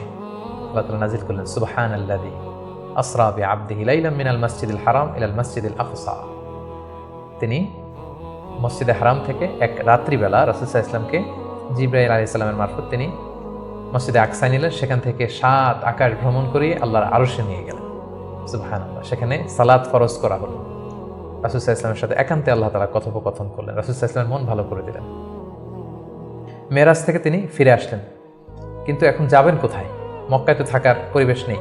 তখন তিনি ওনার গ্লোবাল নেভিগেশন এটা বাড়ানোর জন্য ট্রাই করলেন যে ফরেন লোক আমি পাই কিনা, যে বিদেশে কোথাও যেয়ে থাকা যায় কিনা প্রবাসে। রাসূল সাল্লাল্লাহু আলাইহি ওয়াসাল্লাম তখন হজের মৌসুমটাকে বেছে নিলেন, কারণ হজে মক্কায় হাজার হাজার লোক চারদিক থেকে আসতো এবং হজের মৌসুমগুলোতে আবু জাহেল, উতবা, সাইবা, ওয়ালিদ ইবনে মুগীরা তারা মক্কায় প্রবেশের যে প্রধান ফটক বা গেটে সেখানে দাঁড়িয়ে হাজিদেরকে বলতো, খবরদার, মক্কার যেখানে মনে চায় যাও, মানাসিকুল হজ পালন করো, কিন্তু মক্কায় একজন পাগল আছে, তার নাম মুহাম্মদ, তার কাছে যেও না, সে এমন কথা বলবে তোমাকেও পাগল বানায় ফেলবে। আমরা জানি যে আল ইনসানু হারিসুন আলা মা মুনিআ, মানুষকে যেটা থেকে বারণ করা হয় মানুষের সেটার ব্যাপারে আগ্রহ থাকে বেশি। সবাই তখন মক্কায় যে খুঁজতে আরম্ভ করলো যে কে এই মুহাম্মদ। যারা রাসূল সাল্লাল্লাহু আলাইহি ওয়াসাল্লামের কাছে আসতো, রাসূল সাল্লাল্লাহু আলাইহি ওয়াসাল্লাম তাদেরকে আল্লাহ নাজিল করা কোরআন তেলাওয়াত শোনায় দিতেন এবং রাসূল সাল্লাল্লাহু আলাইহি ওয়াসাল্লামের কণ্ঠে কোরআন তেলাওয়াত শুনে এরকম অনেক ভিনদেশী মুসলমান হয়ে গিয়েছিল। সুবহানাল্লাহ। কিন্তু রাসূল সাল্লাল্লাহু আলাইহি ওয়াসাল্লামের তো একটা সেটেলমেন্ট লাগবে। কোথায় যাবেন তিনি? তিনি মিনাতে এবং আকাবাতে খুঁজতে আরম্ভ করলেন। নবুয়তির 11তম বৎসরে খুঁজতে খুঁজতে হঠাৎ মিনার একটা টেন্টে, তাঁবুতে তিনি ঢুকলেন। 6 জন লোক সেখানে বসা। রাসূল সাল্লাল্লাহু আলাইহি ওয়াসাল্লাম জিজ্ঞেস করলেন, তোমরা কারা? তারা বলল, আমরা খাজরাজ গোষ্ঠীর মানুষ, ইয়াসরিব আমাদের বাড়ি। মদিনার পুরো নাম ছিল ইয়াসরিব। তাদের সংখ্যা ছিল মাত্র 6 জন। সুবহানাল্লাহ। আসলে পৃথিবীতে যত বড় কাজ হয়েছে, যত বিপ্লব হয়েছে, এগুলো কিন্তু হয়েছে সামান্য কয়েকজন লোক থেকে শুরু হয়েছে, পরে এটা বিপ্লবের রূপ নিয়েছে। এই যে দেখেন, ইমানের বীজ আল্লাহ তাআলা কিভাবে এই 6 জন লোকের মাধ্যমে মদিনাতে পৌঁছাবে। রাসূল সাল্লাল্লাহু আলাইহি ওয়াসাল্লাম বললেন, তোমরা খাজরাজের 6 জন? কোন খাজরাজ, কোন ইয়াসরিব? ওই যে ইয়াসরিবের পাশে ইহুদিরা বাস করে? তারা বললেন, হ্যাঁ। রাসূল সাল্লাল্লাহু আলাইহি ওয়াসাল্লাম বললেন, তোমাদের কি কিছু সময় হবে, আমি তোমাদের কিছু শোনাবো? তারা বললেন, হ্যাঁ, শোনান। রাসূল সাল্লাল্লাহু আলাইহি ওয়াসাল্লাম কোরআনের আয়াত তেলাওয়াত করলেন। তারা যতই শুনতে লাগলো, অভিভূত হতে লাগলো, মোহিত হতে লাগলো। রাসূল সাল্লাল্লাহু আলাইহি ওয়াসাল্লামের হাতে হাত রেখে শাহাদা করে তারা মুমিন হয়ে গেল। এবং রাসূল সাল্লাল্লাহু আলাইহি ওয়াসাল্লাম বললেন, যাও, তোমরা এই কোরআনের কথা, আমি যে নবী, আমি যে শেষ নবী, এই কথা তোমাদের লোকালয়ে, তোমাদের জনপদে যেয়ে তোমরা বল। এবং তারা যে ইয়াসরিবে ফিরে যেয়ে আরও 6 জনকে নিয়ে পরের বছর আসলো, নবুতির 12তম বৎসর। রাসূল সাল্লাল্লাহু আলাইহি ওয়াসাল্লাম খুঁজে খুঁজে হাজিদের তাঁবু খুঁজে খুঁজে সেই 12 জনের তাঁবুতে গেলেন এবং তারা 12 জন রাসূল সাল্লাল্লাহু আলাইহি ওয়াসাল্লামের হাতে হাত রেখে একটা শপথ করেছিলেন। এটাকে বলা হয় বাইআতুল আকাবা আল উলা, আকাবার প্রথম শপথ। মিনার পাশেই যে পাহাড় বেষ্টিত এরিয়া, এটাকে আকাবা বলে। এই আকাবার প্রথম শপথে 12 জন তারা রাসূল সাল্লাল্লাহু আলাইহি ওয়াসাল্লামের হাতে হাত রেখে শপথ করলো যে, নবী, আপনি যা বলেন আমরা তাই শুনবো, আপনি যে আদেশ দেন সেটাই আমরা মাথা পেতে নেব। রাসূল সাল্লাল্লাহু আলাইহি ওয়াসাল্লাম খুশি হলেন, তার হৃদয়ে আশার সঞ্চার হলো যে না, হয়তো ইয়াসরিবে আমি চলে যেতে পারবো। এবং এই 12 জনকে সাথে করে রাসূল সাল্লাল্লাহু আলাইহি ওয়াসাল্লাম মক্কার একজন নমুসলিম সাহাবীকে পাঠালেন, যার নাম হচ্ছে মুসআব। বললেন যে, মুসআব, তুমি অন বিহাফ অফ মি, কোরআনের আয়াতগুলো, ইসলামের যে বিধানগুলো এসেছে, এগুলো এই 12 জনের সাথে তুমি ইয়াসরিবে চলে যাও as a brand ambassador of Islam. ইসলামের প্রথম অ্যাম্বাসেডর হিসেবে তিনি মক্কা থেকে মদিনায় গিয়েছিলেন। এবং মুসআব ছিলেন খুব ড্যাশিং চেহারার একজন সাহাবী। তার আতরের ঘ্রাণ, যে দামি পারফিউম তিনি ইউজ করতেন, এটা শুকে এই ঘ্রাণ যারা পেয়েছে তারা বিমোহিত হয়েছে সবসময়। দেখেন, একজন দায়ীর কোয়ালিটি কিন্তু এটা, তাকে খুব স্মার্ট হতে হবে। রাসূল সাল্লাল্লাহু আলাইহি ওয়াসাল্লামের খুব চমৎকার সিলেকশন, তিনি মুসআব ইবনে উমাইরকে এই কাজের জন্য সিলেক্ট করেছেন। এই 12 জনকে নিয়ে মুসআব রাদিয়াল্লাহু তাআলা আনহু তিনি ইয়াসরিবে ফিরে গেলেন এবং তিনি অল্প কিছুদিনের ব্যবধানে কয়েকশো মানুষকে মুসলিম বানিয়ে ফেললেন।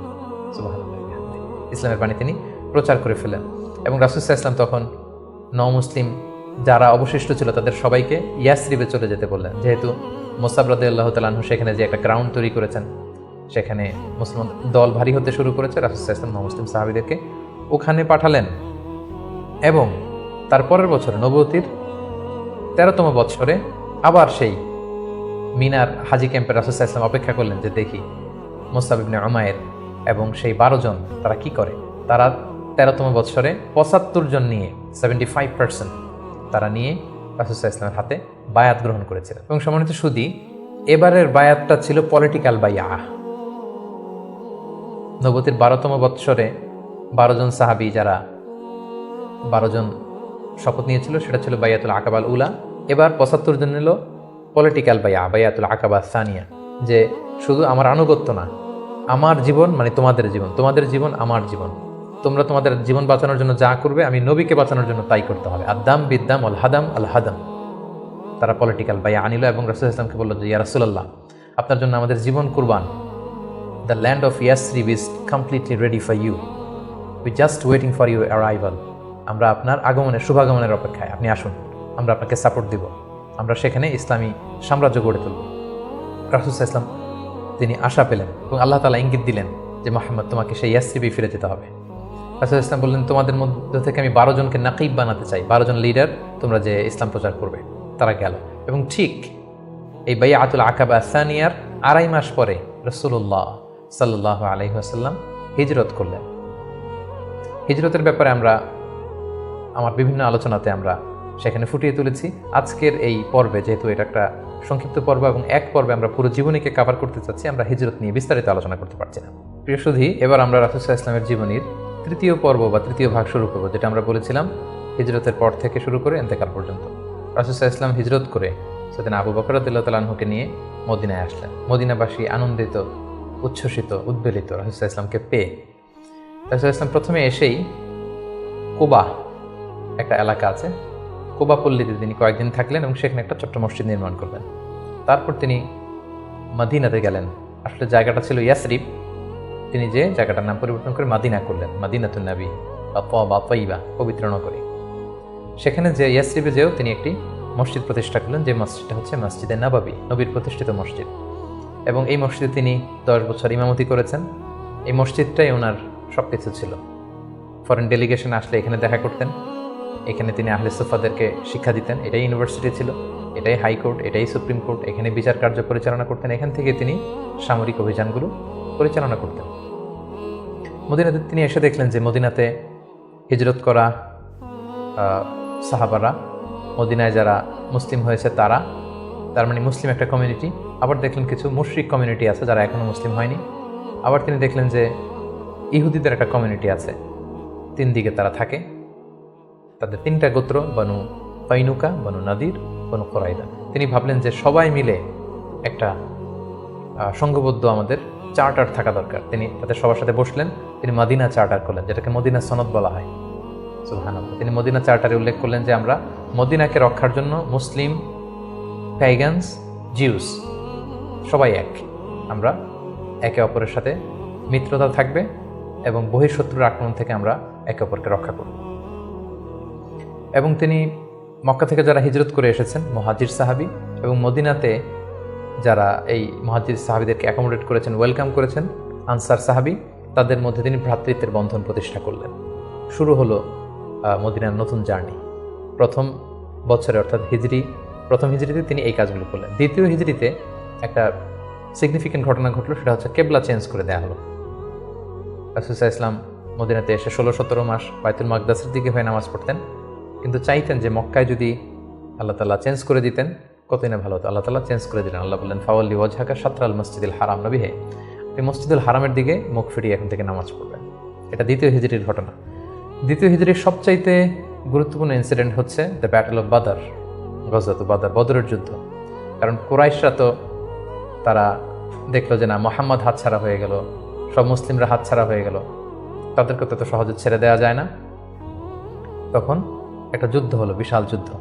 রাসূল সাল্লাল্লাহু আলাইহি ওয়াসাল্লাম একটা ক্যারাভান আটকাতে গেলেন, কিন্তু তারা খবর পাঠালো যে মুহাম্মদ তার সৈন্য নিয়ে অ্যাটাক করছে। তারা 1000 সৈন্য নিয়ে আসলো বদরের প্রান্তরে, মদিনা থেকে 70-80 কিলো দূরে। মুসলমানদের সংখ্যা ছিল মাত্র 314 জন।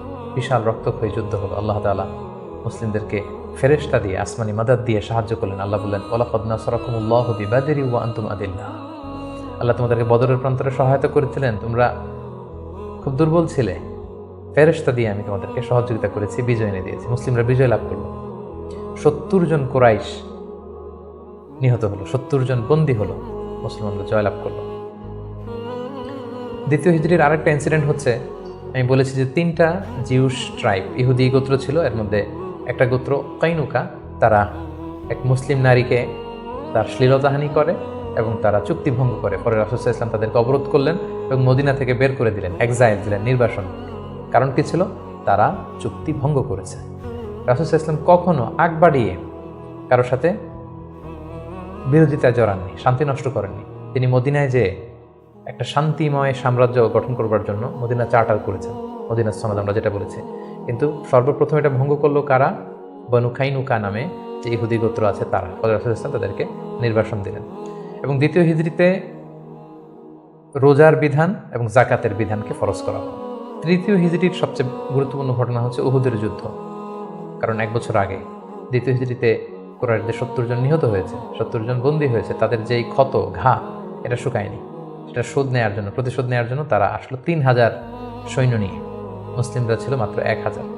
ইনিশিয়ালি রাসূল সাল্লাল্লাহু আলাইহি ওয়াসাল্লামের কিছু দিক নির্দেশনা অমান্য করার কারণে মুসলিমরা পরাজিত হতে আরম্ভ করলো, কিন্তু শেষের দিকে তারা আবার যুদ্ধে একটা ব্যালেন্স তৈরি করলো। কিন্তু তারপরেও 70 জন মুসলিম এই যুদ্ধে শহীদ হয়েছেন। এবং রাসূল সাল্লাল্লাহু আলাইহি ওয়াসাল্লাম তার প্রিয়তম চাচা হামজা ইবনে আব্দুল মুত্তালিব, যাকে সাইয়্যিদুশ শুহাদা ঘোষণা দেওয়া হয়েছে, এবং যে মুসআব ইবনে উমাইরকে দ্য ফার্স্ট অ্যাম্বাসেডর করে তিনি পাঠিয়েছিলেন, এই যুদ্ধে তিনিও শহীদ হয়েছেন। 70 জন সাহাবীকে রাসূল সাল্লাল্লাহু আলাইহি ওয়াসাল্লাম হারিয়েছেন সেই যুদ্ধে। তৃতীয় হিজরিতে রাসূল সাল্লাল্লাহু আলাইহি ওয়াসাল্লাম হাফসা রাদিয়াল্লাহু তাআলা আনহাকে বিয়ে করেন, যায়নাব বিনতে খুজাইমাকে বিয়ে করেন। এবং তৃতীয় হিজরি সনে ফাতেমা রাদিয়াল্লাহু তাআলা আনহা, আলী রাদিয়াল্লাহু তাআলা আনহার ঘরকে উজালা করে রাসূল ইসলামের প্রথম নাতি হাসান রাদিয়াল্লাহু তাআলা আনহু জন্মগ্রহণ করেছিলেন। চতুর্থ হিজরির একটা মর্মান্তিক ঘটনা হচ্ছে বীরে মাউনার ঘটনা।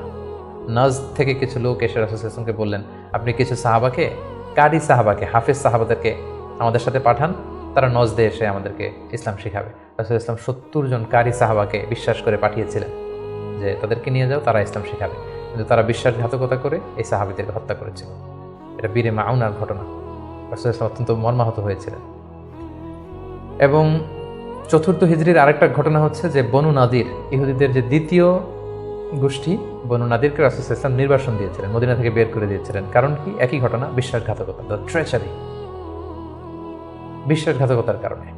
রাসূল ইসলাম আবু বকর, ওমর ফারুককে নিয়ে রক্তপণ কালেকশন করবার জন্য সেখানে গিয়েছিলেন এবং তারা বললো যে হ্যাঁ, আমরা এটাতে অংশগ্রহণ করবো, আপনি আসুন। কিন্তু তারা প্ল্যান করে রেখেছিল যে রাসূল ইসলামকে এমন একটা ঘরের নিচে বসাবেন যে ঘরের উপর থেকে একজন ইহুদি বড় একটা পাথরের খণ্ড রাসূল ইসলামের মাথায় নিক্ষেপ করবেন, যাতে রাসূল ইসলাম সেখানে নিহত হন। এই প্ল্যান করে রাসূল ইসলামকে ঠিক ওই লোকেশনে যখন ডাকলেন, রাসূল ইসলাম যাচ্ছিলেন, দ্য মিন টাইম আল্লাহ তাআলা রাসূল ইসলামকে সব জানিয়ে দিলেন তাদের কনস্পাইরেসি। জিবরাইল আলাইহিস সালাম বললেন, ইয়া রাসূলুল্লাহ, এই মুহূর্তে এখান থেকে আপনি চলে যান মদিনায়। মদিনায় আসলেন, এসে বিশাল বাহিনী গঠন করে বনু নাদিরকে তিনি ঘেরাও করলেন এবং তাদেরকে এই এলাকা থেকে উৎখাত করলেন এই বিশ্বাসঘাতকতার কারণে। যেহেতু মদিনা চার্টার ছিল, একে অপরের শুভ কামনা করবে, শুভাকাঙ্ক্ষী হবে, মিত্র হিসেবে কাজ করবে, কিন্তু তারা রাসূল ইসলামকে হত্যার ষড়যন্ত্র করেছিল। তাদেরকে রাসূল ইসলাম এখান থেকে বের করে দিলেন। এবং 4th হিজরিতে মদকে আল্লাহ তাআলা হারাম ঘোষণা করলেন। এটা ছিল একটা গুরুত্বপূর্ণ ঘটনা। 5ম হিজরিতে অনেকগুলো ঘটনা ঘটেছে, এর মধ্যে অন্যতম হচ্ছে বনুল মুস্তালিকের যুদ্ধ হয়েছিল। তারা রাসূল ইসলামকে অতর্কিত আক্রমণ করতে চেয়েছিল, রাসূল ইসলাম আগেই তাদেরকে আক্রমণ করে এলাকা দখল করলেন। এবং সেখান থেকে ফিরে আসবার সময় ইফকের যে ঘটনা আমরা জানি, আম্মা জান আয়েশা রাদিয়াল্লাহু তাআলা আনহাকে অপবাদ দেয়া হয়েছিল। সফওয়ান ইবনে মুআত্তাল রাদিয়াল্লাহু তাআলা আনহুর সাথে তার অবৈধ সম্পর্ক আছে বলে মুনাফিকরা ছড়িয়ে দিয়েছিল নাউযুবিল্লাহ। এবং আল্লাহ তাআলা আরশের উপর থেকে তিনি আম্মা জান আয়েশার পবিত্রতা ঘোষণা করেছেন।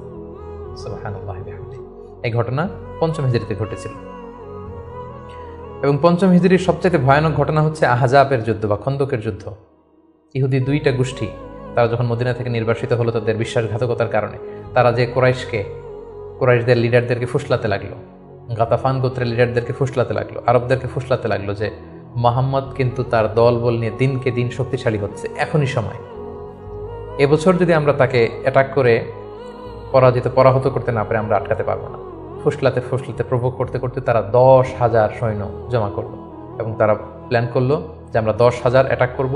আর ইহুদিদের একটা গোত্র ছিল বনু কুরাইজা, তারা এখনো পর্যন্ত কোনো চুক্তি ভঙ্গ করেনি, ফলে আপ আনটিল দ্যাট টাইম তাদের সাথে রাসূল ইসলামের সুসম্পর্ক ছিল এক ধরনের। তারা প্ল্যান করলো কোনোভাবে আমরা ভেতর থেকে বিশ্বাসঘাতকতার জন্য বনু কুরাইজাকে আমরা বলবো। তারা সেটাই করলো, 10,000 সৈন্য মদিনাতে অ্যাটাক করলো। এখন রাসূল ইসলাম কী করবেন? এই ছোট্ট বাহিনী নিয়ে তো 10,000 শক্তিশালী বাহিনীকে সামলানো সম্ভব নয়। রাসূল ইসলাম মিটিং করলেন, কনসাল্ট করলেন। সালমান আল ফারিসি তিনি বললেন যে আমরা আমাদের পারস্যে যুদ্ধের অনেকগুলো মাধ্যমের একটা মাধ্যম হচ্ছে ট্রেঞ্চ খনন করি, পরীক্ষা খনন করি। বিশাল মদিনার চারদিকে বিশাল গর্ত করে আমরা এমন পরীক্ষা খনন করব, ফলে আর মদিনাতে আসতেই পারবে না। আসতে হলে আগে মই দিয়ে নিচে নামতে হবে, তারপরে আবার মই দিয়ে উপরে উঠতে হবে। এই মুহূর্তেই আমরা তীর মেরে তাদেরকে নাস্তানাবুদ করতে পারবো। রাসূল ইসলাম রাজি হলেন। কয়েক কিলোমিটার ব্যাপী মদিনার 2 দিকে এক পাশ থেকে আরেক পাশে বিশাল পরীক্ষা খনন করলেন সব সাহাবা। রাসূল ইসলাম নিজেও এই পরীক্ষা খননের কাজে অংশগ্রহণ করলেন। 10,000 সৈন্যবাহিনী আসলো, তারা ভেতর থেকে বনু কুরাইজাকে বিশ্বাসঘাতকতার জন্য উদ্বুদ্ধ করলো। তারা রাজি হচ্ছিল না, অবশেষে রাজি হলো। রাসূল ইসলাম আল্লাহ সাহায্য চাইলেন যে আল্লাহ, ভেতর থেকে যদি বনু কুরাইজা বিশ্বাসঘাতকতা করে অ্যাটাক করে, বাইরে থেকে ওরা যদি আসে, আমরা তো শেষ হয়ে যাব। আল্লাহ তাআলা এমন তুফান দিলেন, এমন বাতাস দিলেন, এমন ঠান্ডা আবহাওয়া দিলেন, 10,000 সৈন্য, অস্ত্র শস্ত্রে সজ্জিত সৈন্য নাস্তানাবুদ হয়ে লণ্ডভণ্ড হয়ে কে কোথায় গেল, কাদের তাবু ভেঙে কে কোন দিকে ছুটলো, তারা নিজেরও টের পেল না। এভাবে আল্লাহ তাআলা এই কনফেডারেটস, এই বিশাল বাহিনীর হাত থেকে রাসূল সাল্লাল্লাহু আলাইহি ওয়াসাল্লামকে মদিনাবাসীকে রক্ষা করলেন। রাসূল সাল্লাল্লাহু আলাইহি ওয়াসাল্লাম এবার তলোয়ার নামিয়ে ফেলতে চাইলেন। জিবরাইল আলাইহিস সালাম বললেন, ইয়া রাসূলুল্লাহ, আপনি যুদ্ধ শেষ করেছেন, আমরা তো করিনি। বনু কুরাইজার কথা কি ভুলে গেছেন? ইহুদিদের যে একটা ট্রাইব যারা বিশ্বাসঘাতকতা করলো, তাদেরকে অ্যাটাক করো। রাসূলুল্লাহ সাল্লাল্লাহু আলাইহি ওয়াসাল্লাম 5ম হিজরিতে এবার বনু কুরাইজাকে অ্যাটাক করলেন। পরে তারা বাধ্য হলো তাদের মিত্র সাদ বিন মুআজ রাদিয়াল্লাহু তাআলা আনহু যেটা বলবে এটাই ফয়সালা হবে। দীর্ঘদিন তারা রাসূল সাল্লাল্লাহু আলাইহি ওয়াসাল্লাম তাদেরকে চারদিক থেকে ঘেরাও করে রাখলো।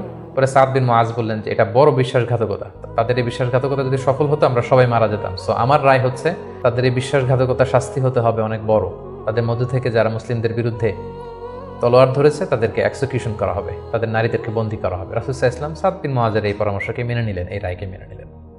6ষ্ঠ হিজরিতে রাসূলুল্লাহ সাল্লাল্লাহু আলাইহি সাল্লাম তিনি স্বপ্ন দেখলেন যে তিনি উমরা করছেন, এবং আমরা জানি নবীদের স্বপ্ন হচ্ছে ওহী।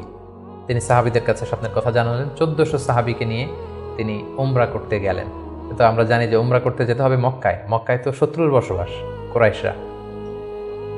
তারা রাসূল সাল্লাল্লাহু আলাইহি ওয়াসাল্লামকে ঢুকতে দিল না। সাহাবারা বলেন, ইয়া রাসূলুল্লাহ, যুদ্ধের ঘোষণা দিন, আমরা যুদ্ধ করব। রাসূল সাল্লাল্লাহু আলাইহি ওয়াসাল্লাম বলেন, আমি যুদ্ধ করতে আসিনি, আমি উমরা করতে এসেছি। তখন সেখানে রাসূল সাল্লাল্লাহু আলাইহি ওয়াসাল্লাম তাদের সাথে একটা ট্রিটি করলেন, পিস ট্রিটি, যেটাকে ঐতিহাসিকরা হুদায়বিয়া সন্ধি বলা হয়। এটা 6ষ্ঠ হিজরির জিলকদ মাসে হয়েছিল। সেখানে ট্রিটিতে বলা হয়েছে যে এবছর মুসলমানরা উমরা করতে পারবে না, ফিরে যাবে উমরা ছাড়াই। আগামী বছর আমরা সুযোগ দিব, তবে মাত্র 3 দিনের জন্য আসবে, কোনো অস্ত্র ছাড়া উমরা করে চলে যাবে। সাহাবীরা এটা মানতেই চাচ্ছিলেন। রাসূল সাল্লাল্লাহু আলাইহি ওয়াসাল্লাম বললেন যে থামো, আমরা এটাতেই রাজি।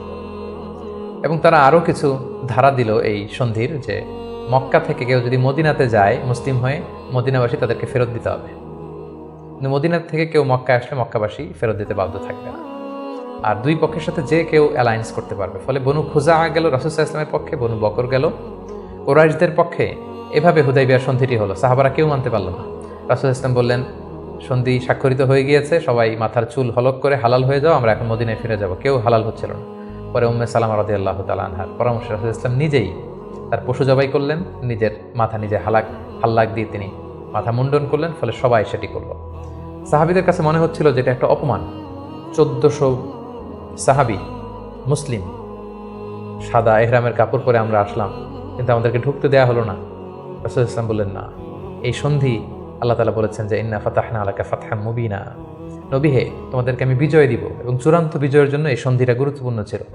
কারণ এখন দাওয়াতি কাজ চারদিকে ছড়িয়ে দেওয়ার জন্য কিছুদিন যুদ্ধ বিগ্রহ বন্ধের দরকার আছে। আল্লাহ তাআলা এই সন্ধির মাধ্যমে কেমন যেন মুসলমানদেরকে সেই ফেভারটি দিলেন, সেই সুযোগটি করে দিলেন। সুবহানাল্লাহ। 7ম হিজরির গুরুত্বপূর্ণ একটি ঘটনা হচ্ছে খায়বার যুদ্ধ। রাসূল সাল্লাল্লাহু আলাইহি ওয়াসাল্লাম খায়বার বিজয় করলেন। মদিনা থেকে বেশ দূরে ইহুদিদের সেখানে বিশাল পল্লী, বিশাল বসতি, এবং যাদেরকে তিনি নির্বাসন দিয়েছিলেন তারা যে সেখানে বসবাস করছিল। রাসূল সাল্লাল্লাহু আলাইহি ওয়াসাল্লাম খায়বার বিজয় করলেন, এবং খায়বার বিজিত হয়েছিল সাইয়েদনা আলী রাদিয়াল্লাহু তাআলা আনহুর হাতে।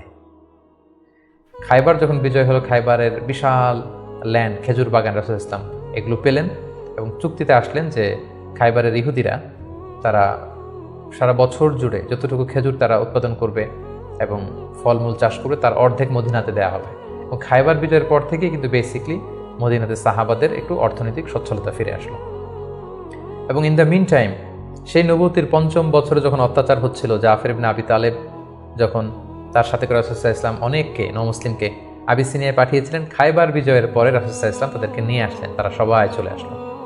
এবং এই 7ম হিজরিতে রাসূল সাল্লাল্লাহু আলাইহি ওয়াসাল্লাম আশেপাশের বড় বড় যে রাজা আছে, কিং আছে, সুপার পাওয়ার আছে, তাদের কাছে তিনি চিঠি লিখে পাঠালেন, যে মিন মুহাম্মদ ইলা হিরাকল আদিমের রোম।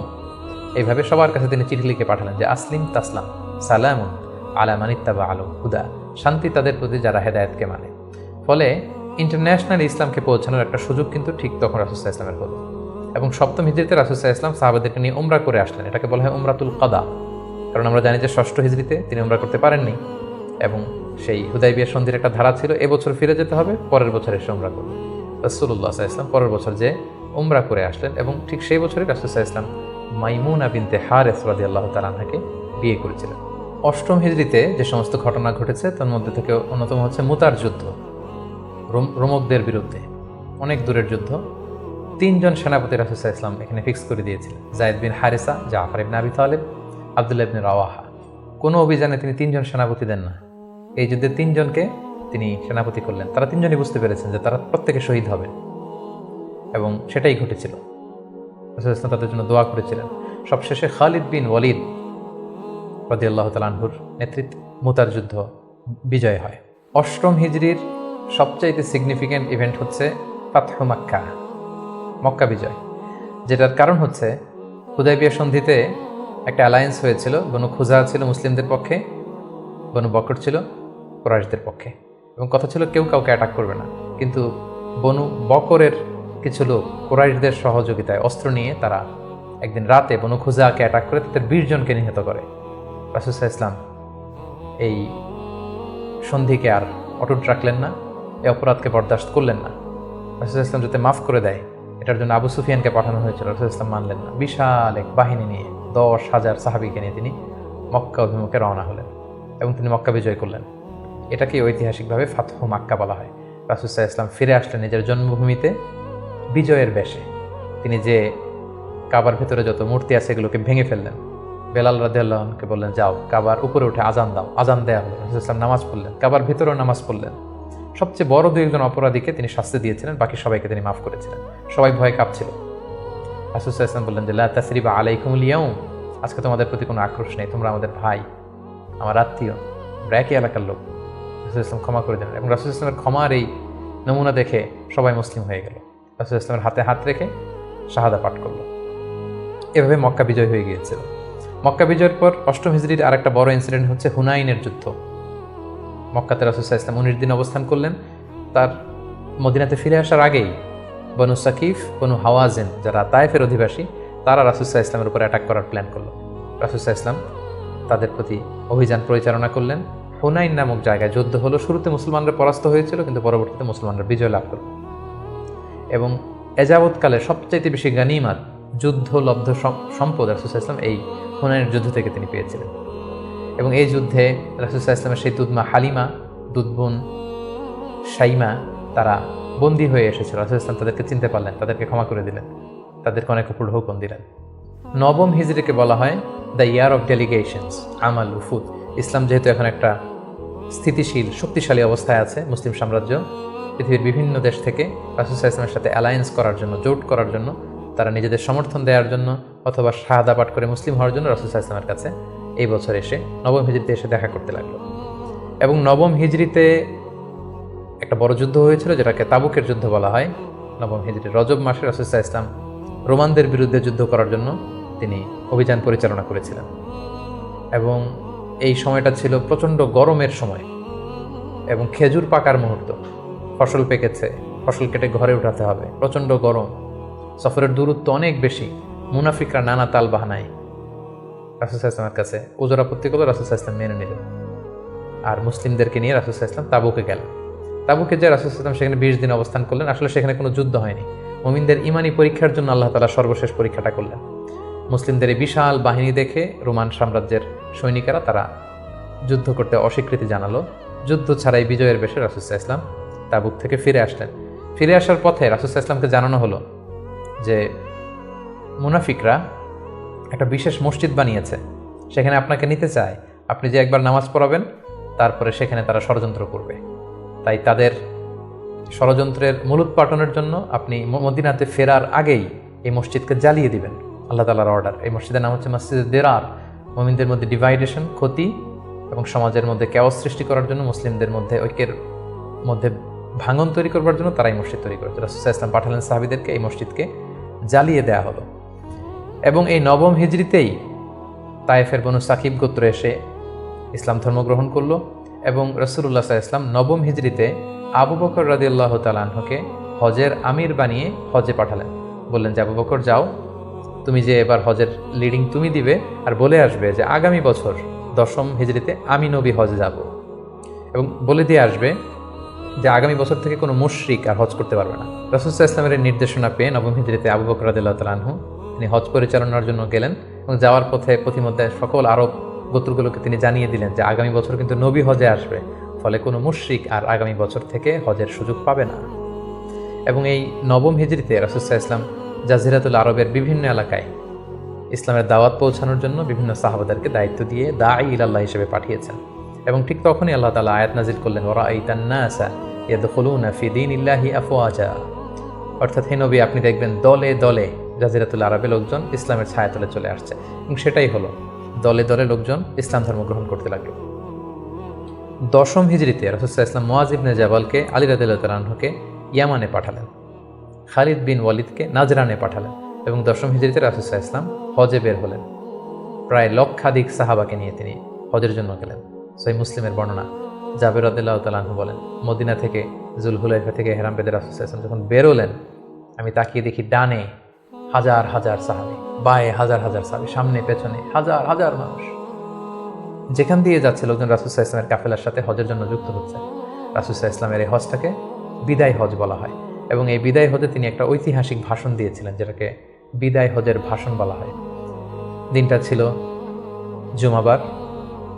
রাসূল সাল্লাল্লাহু আলাইহি ওয়াসাল্লাম তিনি আরাফার ময়দানে জিলহজ মাসের 9 তারিখে ঐতিহাসিক ভাষণ দিয়েছিলেন, এই বিদায় হজের ভাষণ, যেখানে তিনি জাহিলিয়াতকে কবর দিয়েছিলেন। জাহিলিয়াতের সব কিছু তিনি সেদিন ড্যামলিশ করেছিলেন। সুদকে তিনি পায়ের নিচে স্থান দিয়েছিলেন এবং সেখানে তিনি মানবতার কথা বলেছেন, উইমেন রাইটসের কথা বলেছেন, নারী অধিকারের কথা, শ্রমিকদেরকে নিয়ে তিনি সেদিন কথা বলেছেন। সেখানে ভ্রাতৃত্বের কথা তিনি বলেছেন, সেখানে শিরকের বিরুদ্ধে তিনি আওয়াজ তুলেছেন। সেই ঐতিহাসিক বিদায় হজের ভাষণে তিনি মানুষদেরকে কল্যাণের পথে আহ্বান করেছেন এবং তিনি বলেছেন আমিরের আনুগত্যের কথা। এভাবে তিনি সেই ঐতিহাসিক ভাষণটি দিয়েছেন এবং সবশেষে তিনি বলেছিলেন যে তোমাদের মাঝে আমি দুটি জিনিস রেখে গেলাম। ইঙ্গিত দিচ্ছিলেন যে আমার সময় শেষ হয়ে এসেছে, তোমাদের মাঝে দুটি জিনিস, I have left behind two things to you, দুইটা জিনিস রেখে গেলাম। এই দুইটাকে তোমরা যদি আঁকড়ে ধরো তোমরা কখনো পথভ্রষ্ট হবে না। একটা হচ্ছে কিতাব আল্লাহ, আল্লাহর কিতাব, আর আরেকটা হচ্ছে সুন্নাতা রাসূলিহি, রাসূলের সুন্নাত। এই দুটাকে যারা আঁকড়ে ধরবে তারা কখনো পথভ্রষ্ট হবে না। এবং সেদিন ইসলামকে পরিপূর্ণ করে দেয়া হলো। আয়াত নাজির হলো আল ইয়াউমা আকমালতু লাকুম দীনাকুম ওয়া আতমামতু আলাইকুম নি'মাতি ওয়া রাদিতু লাকুমুল ইসলামা দীনা। হে নবী, আজকে তোমাদের জন্য দিনকে আমি পরিপূর্ণ করলাম, তোমার প্রতি আমার নেয়ামতের বাড়িধারাকে পরিপূর্ণ করলাম এবং ইসলামকে তোমাদের জন্য দিন হিসেবে দিয়ে আমি আল্লাহ সন্তুষ্ট হলাম।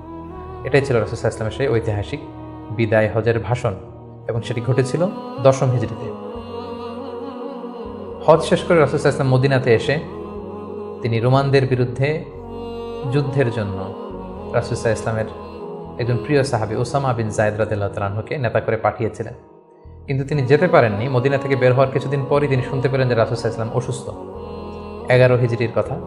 রাসূল সাল্লাল্লাহু আলাইহি ওয়াসাল্লাম অত্যন্ত অসুস্থ হয়ে পড়লেন এবং সেই অসুস্থতা থেকে তিনি আর সুস্থ হয়ে উঠলেন না এবং সেই অসুস্থতার কারণে রাসূল সাল্লাল্লাহু আলাইহি ওয়াসাল্লাম ইন্তেকাল করলেন। হিজরি 11 সনে রবিউল আউয়াল মাসের 12 তারিখ সোমবার রাসূলুল্লাহ সাল্লাল্লাহু আলাইহি ওয়াসাল্লাম এই পৃথিবী থেকে বিদায় নিলেন এবং তিনি আম্মাজান আয়েশা রাদিয়াল্লাহু তাআলা আনহার কোলের মধ্যে মাথা রেখে আম্মাজান আয়েশা রাদিয়াল্লাহু তাআলা আনহার ঘরের ভেতরে তিনি ইন্তেকাল করেছিলেন।